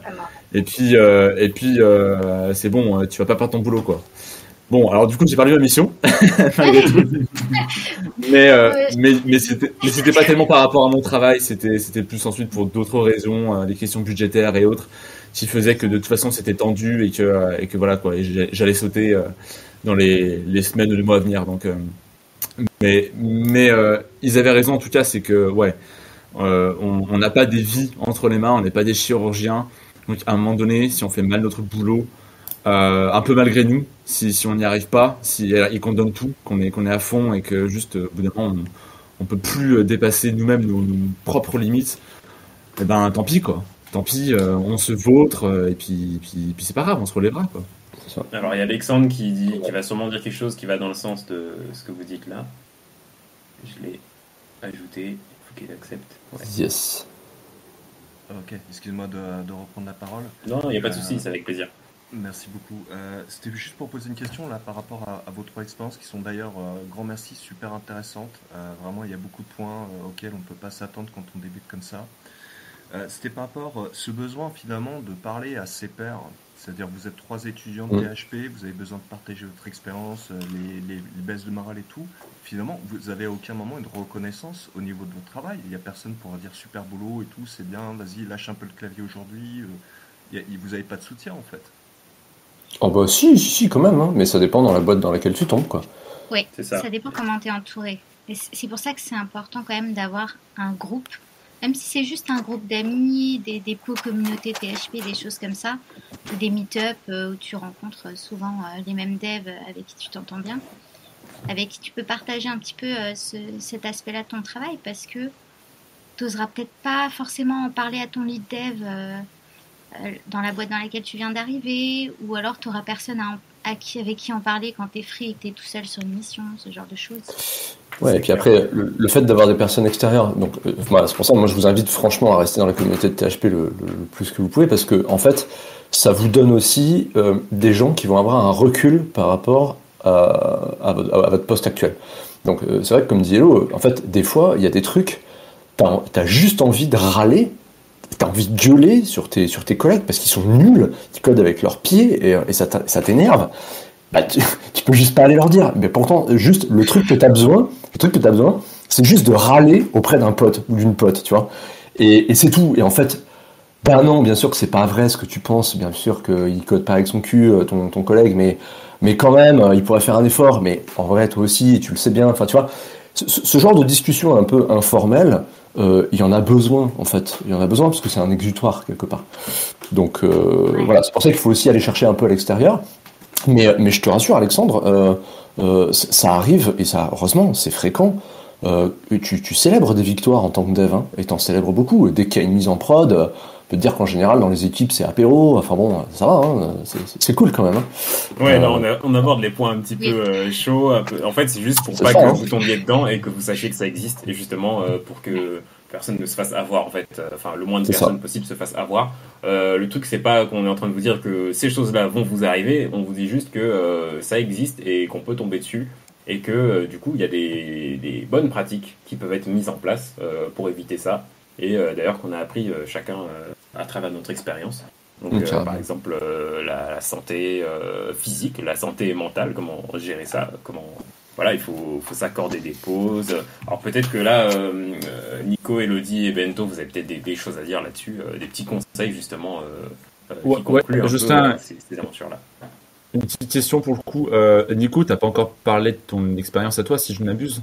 Tout à fait, ouais, exactement. Ok. Alors moi juste, j'ai des impératifs. Enfin, faut que je me barre sur Lyon pour aller organiser l'apéro THP de ce soir. Donc voilà, j'ai des impératifs de l'ordre de THP. Donc je vais partir d'ici 10-15 minutes grand max. Est-ce que on fait la partie conseil positif de comment prendre soin de vous, et ensuite Nico tu finis avec ton expérience personnelle à toi et puis les questions ou autres. Comment vous voulez faire On peut faire quelques petites minutes sur là ce qui nous vient en tête, les petits conseils, etc. Et puis rapidement basculer sur les questions des personnes. Ça peut être cool. Ouais. Yes. Et ben dans ce cas, je veux bien que Nico, toi tu parles de ce que tu m'as appris récemment, qui est que toi tu prends des pauses ouais, tu apprends beaucoup de choses, c'est vrai que là, tu me rafraîchis la mémoire là. Par rapport au fait que tu fais ton sport entre midi et 2 et que des fois en fait tu prends sur ton temps de travail, quoi, parce que t'en as rien à foutre. Alors attends, parce que faut quand même remettre un peu dans le contexte. Moi j'ai une philo qui est que mon travail c'est pas ma vie en fait. Donc, alors je l'ai un peu appris à mes dépens parce que je me suis fait avoir, hein, comme tout le monde. Bon après maintenant, j'ai 12 ans de métier là derrière, donc je commence à avoir un peu de bouteille, mais effectivement, mon boulot c'est pas ma vie, d'accord. Donc on me demande de faire un truc et si je le fais à 100%, ben c'est ni oui ni merde, ni merci parce que c'est ce qu'on m'a demandé, donc voilà. Si je le fais à 120 ou 150%, ben effectivement peut-être qu'on me dira merci, mais malheureusement dans le contexte actuel, on est rarement augmenté parce qu'on fait ça. Et par contre, si je fais mon taf à 80%, personne vient gueuler en fait. Bon, pourquoi je le ferais à 100%? D'accord? Donc premier point, je vous pose la question, vous y répondrez tout seul. Et en fait, ce qu'on se rend compte, c'est que très régulièrement, pour arriver à 80% du résultat, il suffit de 20% de l'effort. C'est la loi de Pareto. Et la loi de Pareto, exactement. Et donc en gros, ce que je suis en train de vous dire, c'est que sur 100% de votre boulot, donc sur une semaine de 5 jours, si vous bossez vraiment une journée, votre boss, il est content. Donc ça vous fait 4 jours de libre, quoi. Et je vais pas vous mentir, quand j'étais en boîte de presta et que je bossais pour Airbus, j'en ai profité. Parce que en fait, je faisais mon taf, je le faisais super bien le lundi, et après les autres jours, je disais à Airbus qu'aujourd'hui je vais travailler à Sopra, et je disais à Sopra qu'aujourd'hui je vais travailler à Airbus, tu vois. Et en fait, j'allais me faire un tennis, quoi. Et ça marchait bien. Et bon, alors là, c'était abusé, mais parce que j'ai expérimenté aussi plein de trucs. Ce que je veux vous dire par là, c'est que si vous prenez 1 heure dans votre journée parce que c'est maintenant que vous avez envie de faire du sport, que vous avez envie de vous balader, que vous avez envie de faire n'importe quoi, de faire l'amour à votre conjoint, mais vraiment ce que vous voulez, faites-le. Non, mais en vrai, faites-le. Parce que c'est trop con. En fait, on n'a qu'une vie. Et c'est pas quand vous serez à la retraite que vous direz ah bon maintenant je vais pouvoir aller me balader ou non en fait c'est trop tard. Ouais, non, mais et puis en plus ça vous bloque en fait quand vous avez un truc qui vous trotte dans la tête, ça va rester jusqu'à la fin de la journée tant que vous l'avez pas fait. Donc autant s'en débarrasser tout de suite, profiter un peu de la vie et ensuite revenir au taf mais en étant plus productif du coup parce que voilà. Exactement. Et après c'est en fonction de l'équipe dans laquelle vous êtes et donc en fonction des humains. Soit je fais mon sport et puis je laisse le téléphone allumé, et puis je peux m'interrompre pour répondre à un Slack, etc. Parce que quand même, c'est des gens bien, et j'ai pas envie de les laisser dans la merde. Soit, je suis désolé, mais je suis en mode avion, quoi. Démerdez-vous. En fait, je ne suis plus là. Et j'ai aucun scrupule à le faire. Voilà. Faut apprendre à avoir aucun scrupule à faire certaines choses. Ouais, c'est ça. Ça rend service. Vraiment. Non, mais c'est ça. Et par contre, en fait, ouais, j'ai plus de pression, quoi. Et du coup, bizarrement, je bosse mieux, du coup, je suis encore plus efficace que si je le faisais pas. Donc, ça, c'est un autre débat après, mais voilà. Je suis tout à fait d'accord avec Nico. Moi, perso, ma petite astuce, ça a été du jour où j'ai compris que j'avais interdiction d'ajouter un Slack Pro sur mon téléphone, ma vie a changé. Ma vie a changé parce que c'était fini l'astreinte 24 heures sur 24 et répondre à des Slack ou débugger à 22 heures. C'était fini. Donc, j'ai encore des tout petits moments où s'il y a vraiment un truc qui m'emmerde, genre un bug ou un truc que j'ai pas réussi à coder dans ma journée, et après dîner, ça me prend à 22h, je me dis « Ah tiens, je vais peut-être essayer ça », je m'accorde un essai. C'est une fois. Même si ça marche pas, je coupe et je dis « C'est pas grave, ce sera pour demain ». Et ça, c'est hyper dur. Alors, je pense que ça dépend aussi des profils, mais c'est dur à faire. C'est savoir couper, savoir faire des pauses et savoir quand est-ce que tu as besoin d'une pause aussi. Si ça fait un moment que tu tournes en rond et que tu rumines sur un truc, dis-toi bien que c'est pas la peine d'insister. Parce qu'en fait, ça n'est pas productif. De s'arrêter, ce sera pas une perte de temps. Au contraire. Non, au contraire, même, ce sera bénéfique. Sur le coup, on a l'impression, on se dit, mais en fait, il faut vraiment que j'avance. Là, c'est vraiment urgent. Si je m'arrête pas, ça va pas avancer. Alors qu'en fait, justement, si on ressent le besoin de s'arrêter, il faut vraiment le faire. Et ça fait gagner du temps. Alors, Hello, c'est très surprenant de sa part qu'elle ait pas ce réflexe-là, parce qu'elle fait quand même un peu de course auto, la bougresse. Mais moi, je prends l'exemple toujours de la course automobile. En fait, si vous partez à fond, en ligne droite, c'est génial, hein. Mais au premier virage, vous n'avez pas le choix, faut freiner, hein. Sinon ça passe pas. C'est le mur. Et donc, en fait, le truc qu'on apprend en course auto, c'est que pour aller vite, faut apprendre à freiner. Voilà. Et c'est con, hein, mais c'est pareil dans la vie de tous les jours. Voilà. Trop drôle, j'avais jamais fait le parallèle, mais t'as trop raison. Mais sérieux, je te l'ai jamais dit ça en plus. Mais non, je crois pas qu'on est. Ah merde. Ah je suis désolé alors. J'aurais dû. Voilà, c'est ça. Et, alors j'ai une astuce par contre moi pour les trucs quand ça vous fait stresser, parce que là on parle sur du long terme, sur de la régularité, mais il y a des fois votre boss il débarque et il vous dit que il y a un truc à faire et que c'est pour hier parce que ça va couler la boîte. Alors là je vais dans un cas extrême, hein. Mais du coup ça met quand même une certaine pression, d'accord.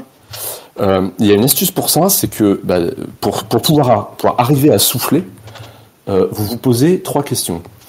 Si j'échoue ou si je le fais pas, qu'est-ce qui va se passer dans 10 minutes ?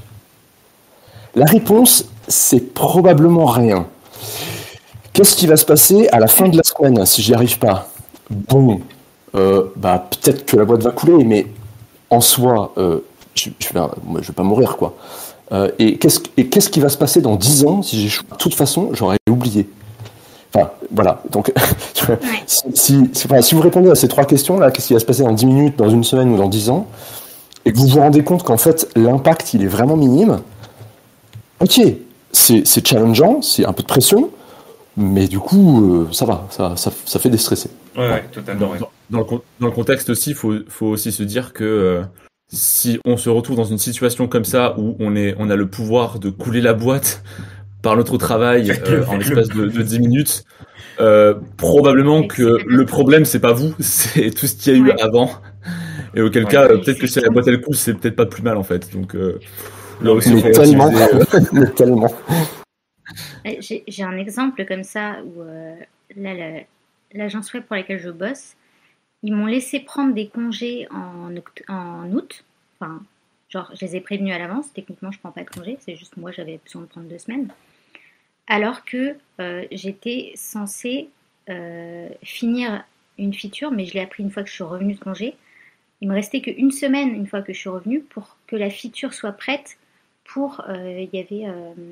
Il y avait une conférence, ils devaient faire la démo en live... Et je leur ai dit, les gars, il reste 2 semaines de travail. Donc j'ai fait mon maximum. Au final, j'ai livré 1 semaine après ce qui était censé, après la date qu'ils voulaient. Et personne n'est mort.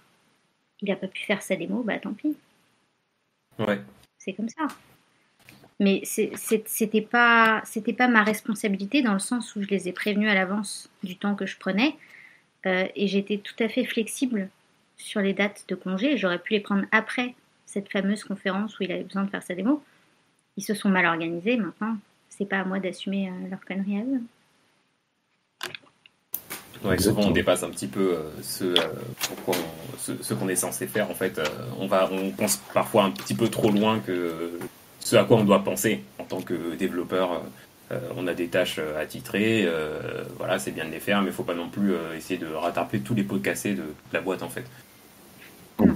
Mais ça fait partie du boulot de dev pour moi, que quand on vous donne une tâche à faire, en général c'est plutôt soit une carte Trello, soit une feature, soit je sais pas, enfin peu importe la méthode agile que vous utilisez ou pas d'ailleurs, mais c'est votre devoir et c'est votre métier de dire non, ça c'est stupide, ou non, ça c'est pas faisable dans ce temps-là, ou non, en fait ça mettrait en péril la sécurité de l'appli, ou j'en sais rien, mais c'est votre devoir d'être critique par rapport à ce qu'on vous demande de faire.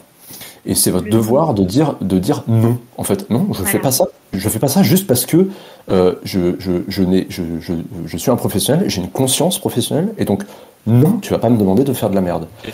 Et si les gens insistent, parce que malheureusement c'est comme ça que ça marche, les gens vont insister en face de vous, et vous allez dire ok, très bien, je vais faire exactement ce que vous avez demandé. Par contre, je m'en lave les mains. C'est pas mon problème en fait. Et en fait, ça aussi, ça permet de se détacher un peu, parce que en fait, on vous paye. Ça, parce qu'en fait, ça fait réaliser d'une part le client ou la boîte ce qu'ils sont en train de demander et ce qui sera possible de faire, et d'autre part, ça vous détache, ça vous dédouane en fait de ces problèmes-là, parce que tout simplement, c'est pas envisageable et c'est pas raisonnable de les faire. Donc, c'est hyper important. En plus de ça, c'est pas pour pisser du code qu'on vous paye en fait. Si on vous payait pour pisser du code, ce serait déjà externalisé en Inde. Enfin, je veux dire, non mais en Inde, le salaire il est 10 fois moins élevé, donc en fait, si c'était juste pour pisser du code, ce serait en Inde. Donc, si on vous a recruté vous, c'est parce que c'est pas pour pisser du code, c'est pour avoir aussi toute cette démarche-là et pour avoir toute cette expertise. Alors même si vous vous sentez junior et vous vous sentez pas avoir une expertise, mine de rien, vous allez vous rendre compte que dans beaucoup de boîtes, si, en fait, parce que vous avez été bien formé. Si je peux juste parler de mon expérience très vite fait à la sortie de THP. Moi, j'ai été recruté dans une boîte de guignols. Enfin, genre, c'était, enfin, je sais pas si Bento t'a raconté la tienne, mais voilà, il n'y avait pas de Git, il n'y avait pas de versionnage de fichiers. Il y avait 3 devs pétés qui se parlaient pas entre eux, parce qu'ils étaient fâchés, et donc ils s'envoyaient des zips avec la date, et chacun en pointant du doigt les 2 autres en disant c'est à vous de les intégrer, d'intégrer mon boulot, quoi. Et genre, ouais, tu m'étonnes, le projet il est au point mort depuis 5 ans. Le TDD, enfin, genre, c'était même pas, c'est hors de question de parler de ce truc-là parce qu'en fait ils savaient pas que ça existait. Enfin, non, c'était violent, quoi. Et donc, quand on sort de THP, ouais, si, on amène une expertise. Ouais, je peux vous garantir qu'il n'y a pas de problème, quoi. Donc, voilà, faut avoir conscience de ça, et puis faut pas hésiter à être qui vous êtes, et à dire, non, voilà, ça, c'est pas comme ça que ça marche, quoi. Ouais, alors, challengez-moi, quoi. Si vous n'êtes pas d'accord avec moi, expliquez-moi pourquoi, on en discute et on essaye d'avancer vers un compromis. Voilà, ça c'est un vrai comportement professionnel, quoi. Je suis entièrement d'accord avec Nico. Pour le coup, sachez dire non. Sachez dire non quand il le faut. Et si on vous l'impose, parce que la décision finale ne vous revient pas, et que si on vous dit tu fais ça, et in fine, on est payé pour faire ce qu'on nous dit. Voilà. Expliquez les conséquences des actions qu'on vous demande, et lavez-vous les mains, quoi. Parce que ça vous sera reproché. Moi, à titre d'exemple, dans cette première boîte, là où j'étais en alternance, je me suis retrouvé à un moment donné avec 4 projets entre les mains en même temps. Enfin, j'avais 3 projets plus un ancien projet que j'avais déjà fait, mais avec un bug à corriger. Et en fait, dans la semaine, il fallait que je gère les 4 projets, sachant que j'avais des projets à faire from scratch, que je construisais de A à Z. Et je devais tout gérer en même temps, avec des clients qui appelaient en même temps, et mon boss qui venait me voir toutes les demi-journées pour savoir où j'en étais. Et donc en fait, quand j'étais sur un projet, il venait me voir en me demandant où en était l'autre projet. Et du coup, il me disait que c'était la priorité. Donc je changeais de projet. Donc déjà, on perd du temps à switcher de contexte, d'environnement, voilà. Donc je changeais de projet, et il venait me voir pour un autre projet, et ainsi de suite. Et alors moi, conciliant comme tout, je disais oui à tout, donc je changeais de projet à chaque fois, et finalement j'avançais sur rien concrètement, je perdais en productivité à fond, et donc au bout d'une semaine, rien n'avait avancé, et il vient me voir en me disant non mais là ça va pas, David, oui il m'appelait David, désolé, ça va pas, t'avances pas et tout, t'es pas productif, je sais pas ce que tu fous, enfin hyper agressif, quoi. Et alors là, du coup, je suis monté dans les tours, et puis j'ai tenu tête, et tenir tête à un patron, ça me retombe toujours dessus, quoi. Donc voilà, moi j'ai subi des préjudices pour des actions qui finalement sont pas les miennes. Juste si la gestion de projet avait été faite correctement, et qu'on avait dit, voilà, lui il est alternant, il est en apprentissage, ok, il se démerde pas trop mal, mais faut pas non plus trop lui charger la mule. Tout se serait très bien passé, quoi. Juste si on m'avait laissé une semaine de plus pour faire mon taf, et voilà. Donc voilà, quand vous dites pas non, si vous acceptez tout et n'importe quoi, vous allez non seulement prendre cher, et en plus on va vous le reprocher, et donc là vous aurez un immense sentiment d'injustice, et voilà. Ouais. Un sentiment d'échec aussi. Un sentiment d'échec, vous vous mettez en position d'échouer parce que on vous demande l'impossible. Ouais. Et vous êtes sûr d'échouer, du coup. Et en plus, vous allez vous sentir coupable à la fin. C'est le truc qui m'est vraiment déjà arrivé 15 fois. Et je me rappelle, même avant d'être dev, dans un cabinet comme ça, un des associés dirigeants qui m'avait dit « On ne dit pas non, on dit oui, mais pas tout de suite. » Et ça, c'était une réponse typique d'avocat à la con. Oh, c'est pas mal, ça. Et c'est pas vrai. Je prends. Non, mais la vérité, c'est que la plupart des gens vont juste profiter du fait que vous dites oui à tout. À partir du moment où ils ont établi le fait que vous savez pas dire non, ils vont vous charger jusqu'à ce que vous craquiez, en fait. Ouais. Donc il faut vous protéger aussi par rapport à ça. Donc le premier point, c'est de savoir dire non, et le deuxième, c'est de savoir demander de l'aide.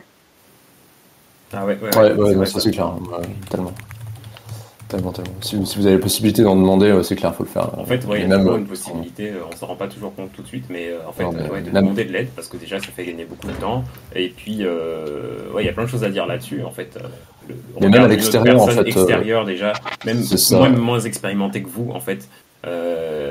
C'est une autre personne, en fait. Donc, la personne a une autre vision, même si elle a moins d'expérience. Et elle va forcément relever quelque chose qui va soulever une autre question et qui va peut-être vous débloquer potentiellement. Ouais.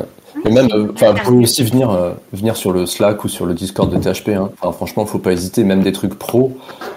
Si vous nous balancez un bout de code de votre appli, c'est pas la mer à boire. Ça va, c'est pas du vol de données intellectuelles là. Il faut arrêter 2 secondes. Donc vous balancez votre méthode. De toute façon, on comprend rien. On sait même pas ce que vous faites. Mais on va pouvoir regarder la méthode avec vous et se dire mais attends, mais pourquoi ça marche pas et machin, etc. Alors juste parenthèse, pour ceux qui sont pour les personnes en cursus développeur, je vous ai pas encore ajouté au Slack, mais j'ai pas oublié, c'est en cours. Bon, on fait pas son travail. Alors du coup, j'invite tout le monde à poser les questions parce que c'est vrai que là il est on s'étale à 15h30, donc s'il y a des personnes qui ont des questions, n'hésitez pas à lever la main. Je vais devoir y aller pour ma part, donc voilà, je vous laisse. Finissez bien, posez plein de questions à Nico et Elodie et Jocelyn. Bon apéro. Et puis, bon apéro. Je vais vers les photos. Ouais, grave, des photos. Salut tout le monde.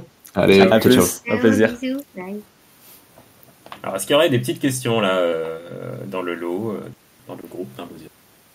Allez, soyez pas timide.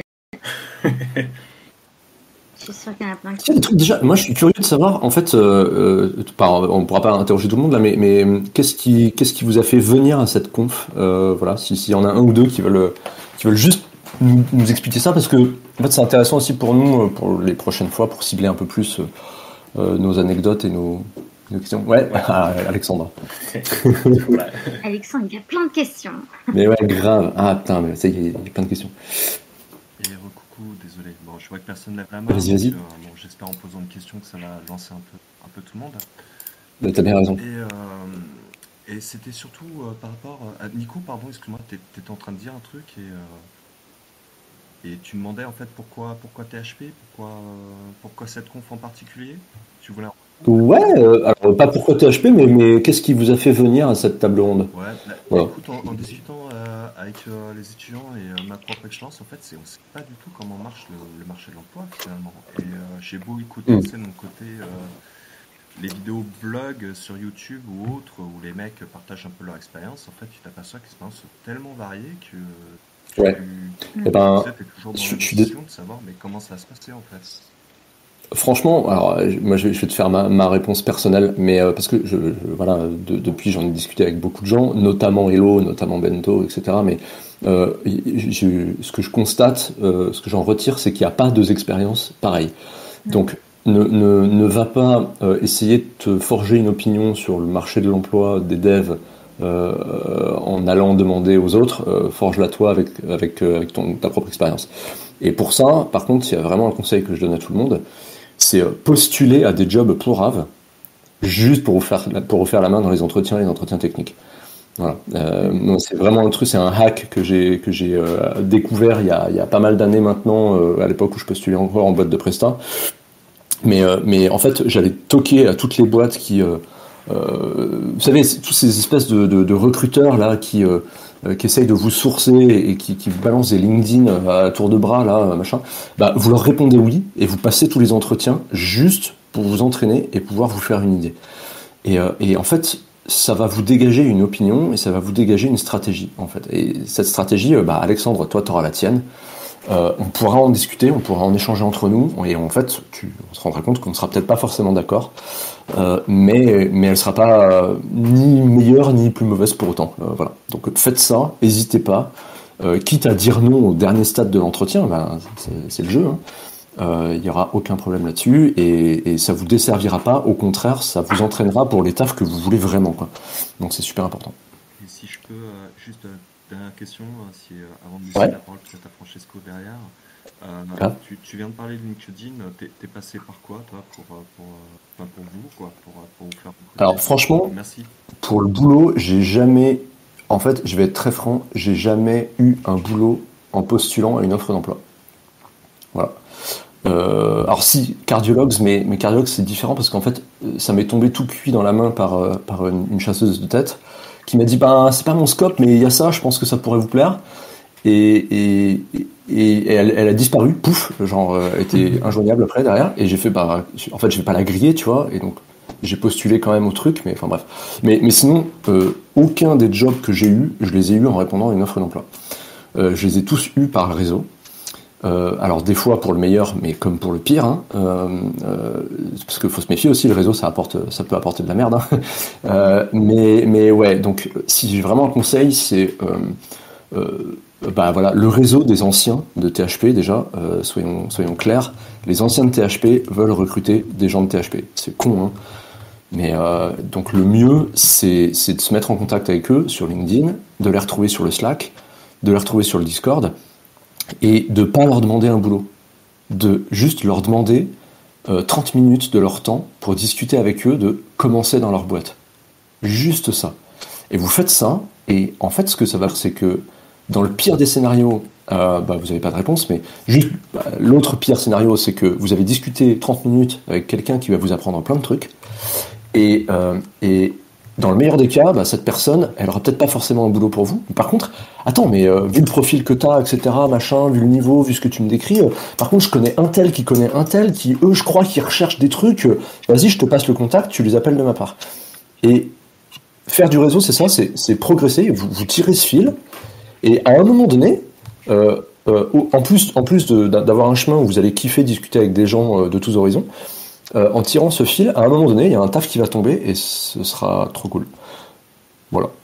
C'est vraiment astuce, franchement super astuce parce que effectivement, moi aussi, je réfléchis à mettre en avant plutôt justement le réseau, quoi, le bouche à oreille, parce que je me suis rendu compte qu'en 2021, je me suis fait recal des centaines de fois, d'annonces. Ouais. Et justement, je répondais à des offreurs d'emploi. Je répondais, c'était même pas moi qui venais chercher des annonces sur Indeed ou quoi. Enfin, j'en ai fait dans le lot, j'en ai fait pas mal. J'ai fait pas mal de fois la démarche d'y aller.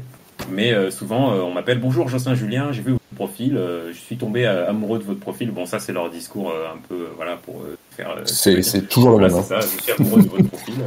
Vous avez l'air super, est-ce que c'est possible qu'on parle, est-ce que vous êtes dispo? Voilà, et ça j'ai répondu des tonnes et des tonnes et des tonnes de fois et jamais j'ai été pris via ces méthodes-là. Par contre, en réfléchissant un peu, je me suis rendu compte que tout au long de ma courte carrière, les fois où j'ai été pris, souvent c'était par réseau en fait, tout simplement. Donc je me suis dit pourquoi pas favoriser ça, donc... et là, justement, c'est une bonne astuce de comment faire. Et pour le coup, LinkedIn est un excellent outil pour ça, parce que vous pouvez aller contacter des gens que vous ne connaissez même pas. Et moi, je l'ai fait souvent. C'est-à-dire que j'ai vu des boîtes dans lesquelles il y avait des tafs qui pourraient me plaire. J'ai pas postulé. En fait, j'ai été chercher les recruteurs de cette boîte ou les lead dev, et je leur ai envoyé des emails directs en disant « Bonjour, il y a ça m'intéresse, mais... avant de postuler, j'ai juste envie d'échanger avec vous sur c'est quoi vos attentes, c'est quoi ce que vous recherchez, etc. Et juste en faisant ça, j'ai pas eu un taf dans la boîte en question, mais par contre, j'ai tiré des fils et j'ai rencontré des gens absolument fantastiques. Quoi. Alors, voilà. Donc, ça fera l'objet d'une table ronde. C'est un gros sujet, comment trouver du travail. Donc ça, c'est assez cool. Peut-être là dans cette table ronde-là, justement.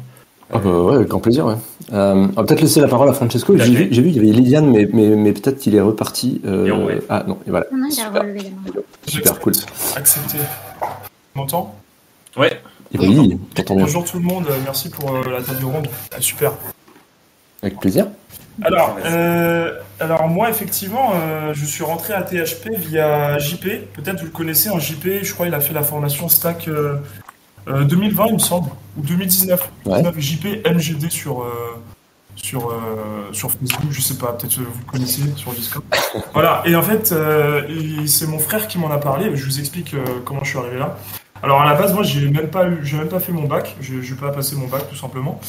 Et donc, par contre, j'avais un côté artiste que je me suis démerdé pour le fructifier et au bout d'un moment, ça m'est arrivé dans la tête comme ça, oui, effectivement, je suis un artiste. À partir de là, j'ai fait mon site internet sur WordPress et je me suis dit, c'est quand même intéressant Internet. Il peut se passer de belles choses. Et puis après, j'ai écouté vos podcasts. C'est les podcasts qui m'ont fait venir à THP. Ah ouais. Pas vous mentir. Ah ouais. C'est super intéressant. Il y en a vraiment. J'en ai écouté un, j'étais dans mon lit, j'ai dit bon bah on va faire THP, hein, c'est sûr. Voilà. Putain, mais personne les écoutait. Ah non, attends, moi je les écoute à fond, ils sont super. En même temps, je suis à la cuisine ou le ménage, c'est génial. Et à côté de ça, après, moi j'ai des petites questions. C'est est-ce que vous connaissez des gens qui s'y connaissent en NFT ou pas parce que vu que je fais de la peinture, voilà, Ouais. je me suis dit ça serait intéressant de savoir s'il y aurait des personnes qui s'y connaissent un peu. Et aussi, dernière question, c'est est-ce qu'on va faire du CEO ou pas du tout, du référencement? SEO, pardon. Alors ça, je vais laisser répondre Jocelyn à tout ça. Le référencement, il me semble qu'on voit un petit peu, enfin de toute façon, il y aura forcément un cours qui en parle et on voit de quoi il s'agit, mais on va pas spécifiquement creuser le sujet énormément chez D'accord. PHP. Ouais. Ok, En c'est tout cool. cas, bon, Merci. les bases seront suffisantes pour faire des recherches par la suite, ça c'est cool. Ok, bah c'est tout pour moi, je vous remercie. Ah bah merci à toi. Cool, merci à toi. Merci. Alors, Lilian, hop, Yes. qui ne vient pas.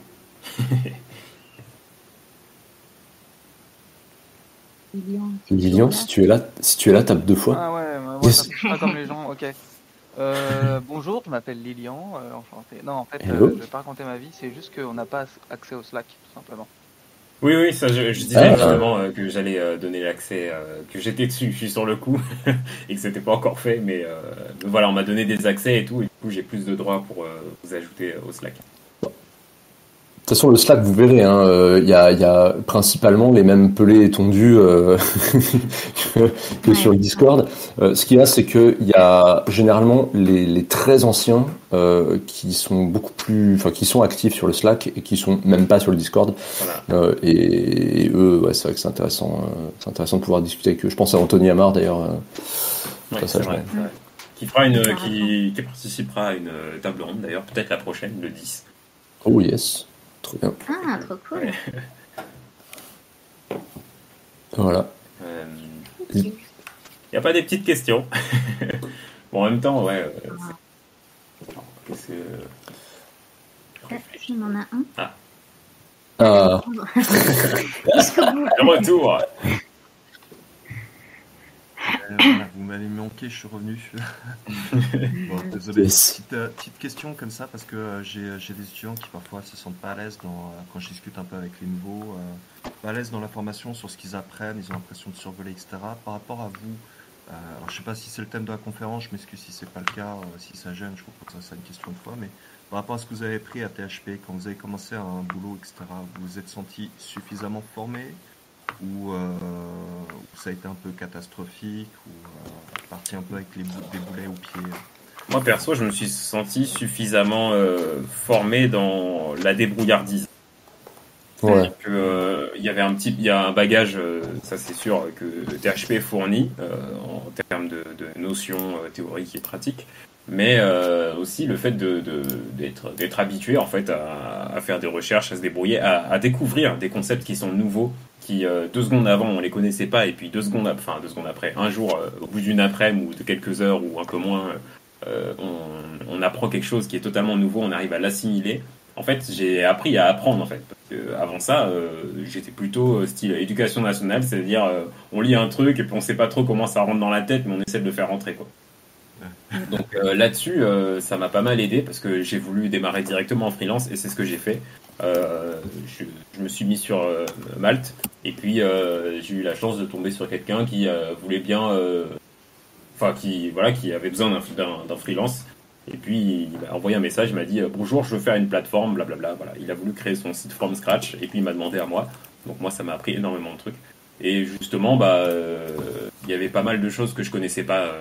En fait, c'était sur du React.js, mais j'avais jamais fait de React native, donc l'appli mobile. Et puis jamais utilisé les services Google Cloud Platform, Google Maps, etc. Donc ça faisait pas mal d'API à ingérer, quoi. Et finalement, j'ai su chercher dans la doc, etc. Et puis apprendre, du coup, parce que j'ai appris à apprendre grâce à ça. Moi, c'est dans ce sens-là que ça m'a aidé. Peut-être que Nico et Elodie peut-être quelque chose. Je sais Moi, pas, j'ai Elo, c'est sûrement. Ouais, vas-y. moi, j'ai à peu près la même réponse que Jocelyn. C'est clair que, enfin, t'es obligé de te confronter au fait que quand tu sors de ta formation, à moins, à l'exception de ceux qui en passent par exemple par un stage d'aspirant avec Guillaume chez THP, tu vas pas être forcément bien prêt pour être soit en entreprise, soit en freelance. Donc, il faut accepter le fait que quasiment 90% de ce que tu vas faire, ça va être nouveau et tu sais pas encore le faire. Mais du coup, si tu te reposes sur les réflexes que tu as appris pendant THP, qui est d'aller chercher de la documentation, d'aller chercher des tutoriels sur YouTube ou à partir d'articles Medium. Généralement, on a déjà deux, trois auteurs ou deux, trois mecs, deux, trois chaînes YouTube qu'on a régulièrement en ressources chez THP, où on sait qu'on va aller trouver de l'information de qualité. Et puis, du coup, tu gardes ce réflexe-là aussi d'aller lire la documentation. Enfin, ouais, c'est vrai. Jocelyn, on a essentiellement appris à apprendre. Et ça, tu le réutilises à l'infini, en fait. C'est pas que le contexte. Tu as des bases, mais tu vas te rendre compte que tes bases, en fait, elles vont se consolider et tu vas mieux comprendre ce que tu fais en codant à partir du moment où tu vas commencer à travailler et à faire des choses un peu plus complexes. Et aussi, on a appris à réfléchir. Je voulais dire, on apprend aussi à réfléchir via THP, Oui. à structurer une pensée pour résoudre un problème de code. Ouais. Donc ça, c'est vrai. Et puis, il y a quand même un truc aussi, c'est que la majorité des recruteurs ou des équipes dans lesquelles vous allez... Ah pardon, excuse-moi, je t'entendais pas, Alex. On est bien d'accord que là, on n'est plus en formation, je veux dire, on est sur le marché de l'emploi, donc c'est-à-dire devant ton ordinateur en entreprise, il faut que tu fasses de la recherche de documentation. J'entends ce que Jocelyn, Elodie, vous me dites, et j'attends la réponse de Nico, mais c'est pas un peu problématique pour le patron d'avoir quelqu'un qui va chercher des tutoriels comme ça? Absolument. Alors, Non, justement, c'est l'inverse. C'est le métier de dev. C'est clairement le métier T'es de payé dev. pour apprendre. Ouais, t'es payé pour... C'est plus problématique quand t'es freelance, par contre. Parce que tu peux moins justifier l'investissement. Un freelance qui est intégré à une équipe de dev dans une plus grosse structure, par exemple, l'investissement vaut pas forcément la peine pour la boîte parce qu'il te paye en sachant qu'il y a une partie de ton travail qui a trait au fait d'apprendre ce que tu as à apprendre pour pouvoir faire ce que tu as à faire.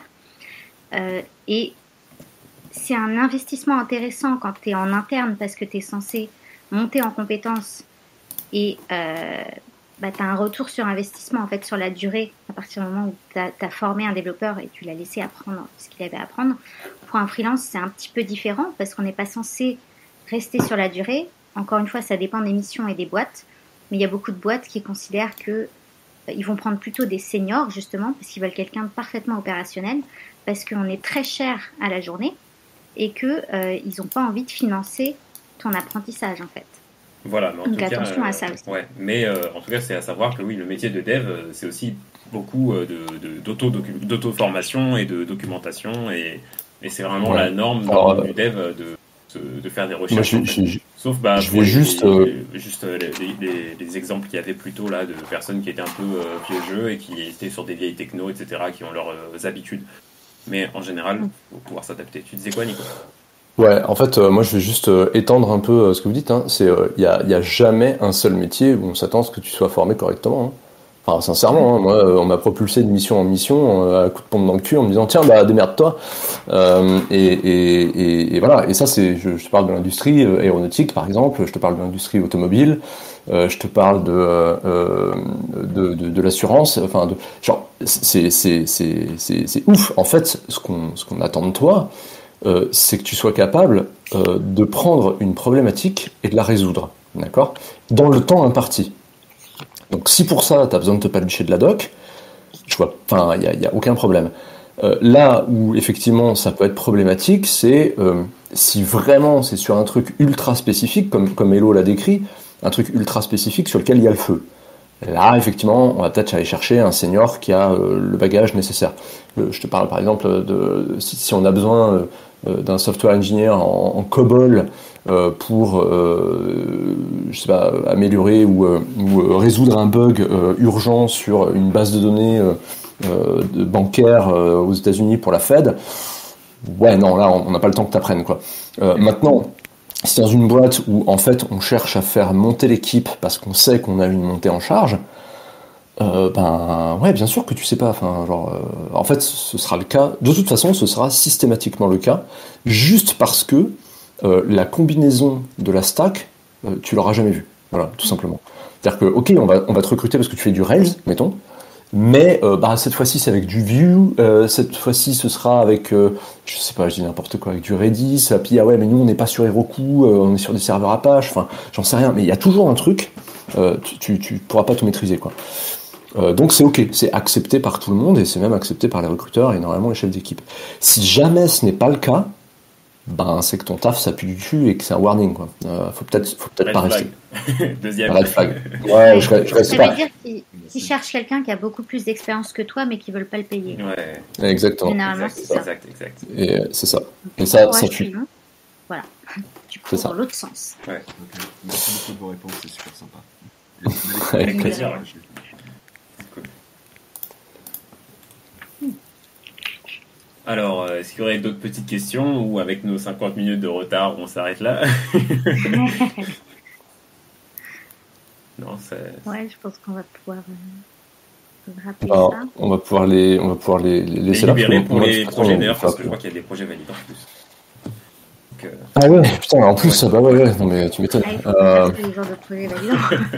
donc ouais, on va pas faire traîner tout le monde. En tout cas, bon courage pour les projets et puis. Merci à tous d'être venus, en tout cas, nous écouter raconter nos conneries et nos histoires de guerre, là. C'était Ouais. cool. Mais mine de rien, on a quand même vachement raconté d'anecdotes. Mais ouais, merci à tous d'être venus nous écouter, en tout cas. C'était super agréable. Un plaisir, J'espère merci à que ça tous. vous a Ouais, j'espère aussi. donner quelques Ouais. infos. Et bon, la table ronde se termine, mais n'hésitez pas à venir nous voir sur le Discord, à nous envoyer des DM. Enfin, moi, je sais que je réponds assez facilement, donc enfin, vraiment, ce sera avec grand plaisir qu'on répondra à vos questions si vous en avez après, quoi. Voilà, Totalement, n'hésitez ouais. pas et faites passer le mot, quoi. Et moi, vous me pinguez parce que les DM ils sont désactivés chez moi. Donc, vous mettez un petit arrobas Jocelyn Julien. Ça marche. Ça roule. Ok, bon bah. Merci Jocelyn de nous avoir invités. Avec Merci, grand plaisir, Jocelyn, ouais. c'était vraiment cool. Très content d'avoir pu vous donner la Grave. parole là-dessus. À refaire. Ouais, totalement. Yes, carrément. Et Bon. bonne journée à tous. Eh ben, bonne journée à tout le monde, ouais. Allez, ciao, ciao. Bye.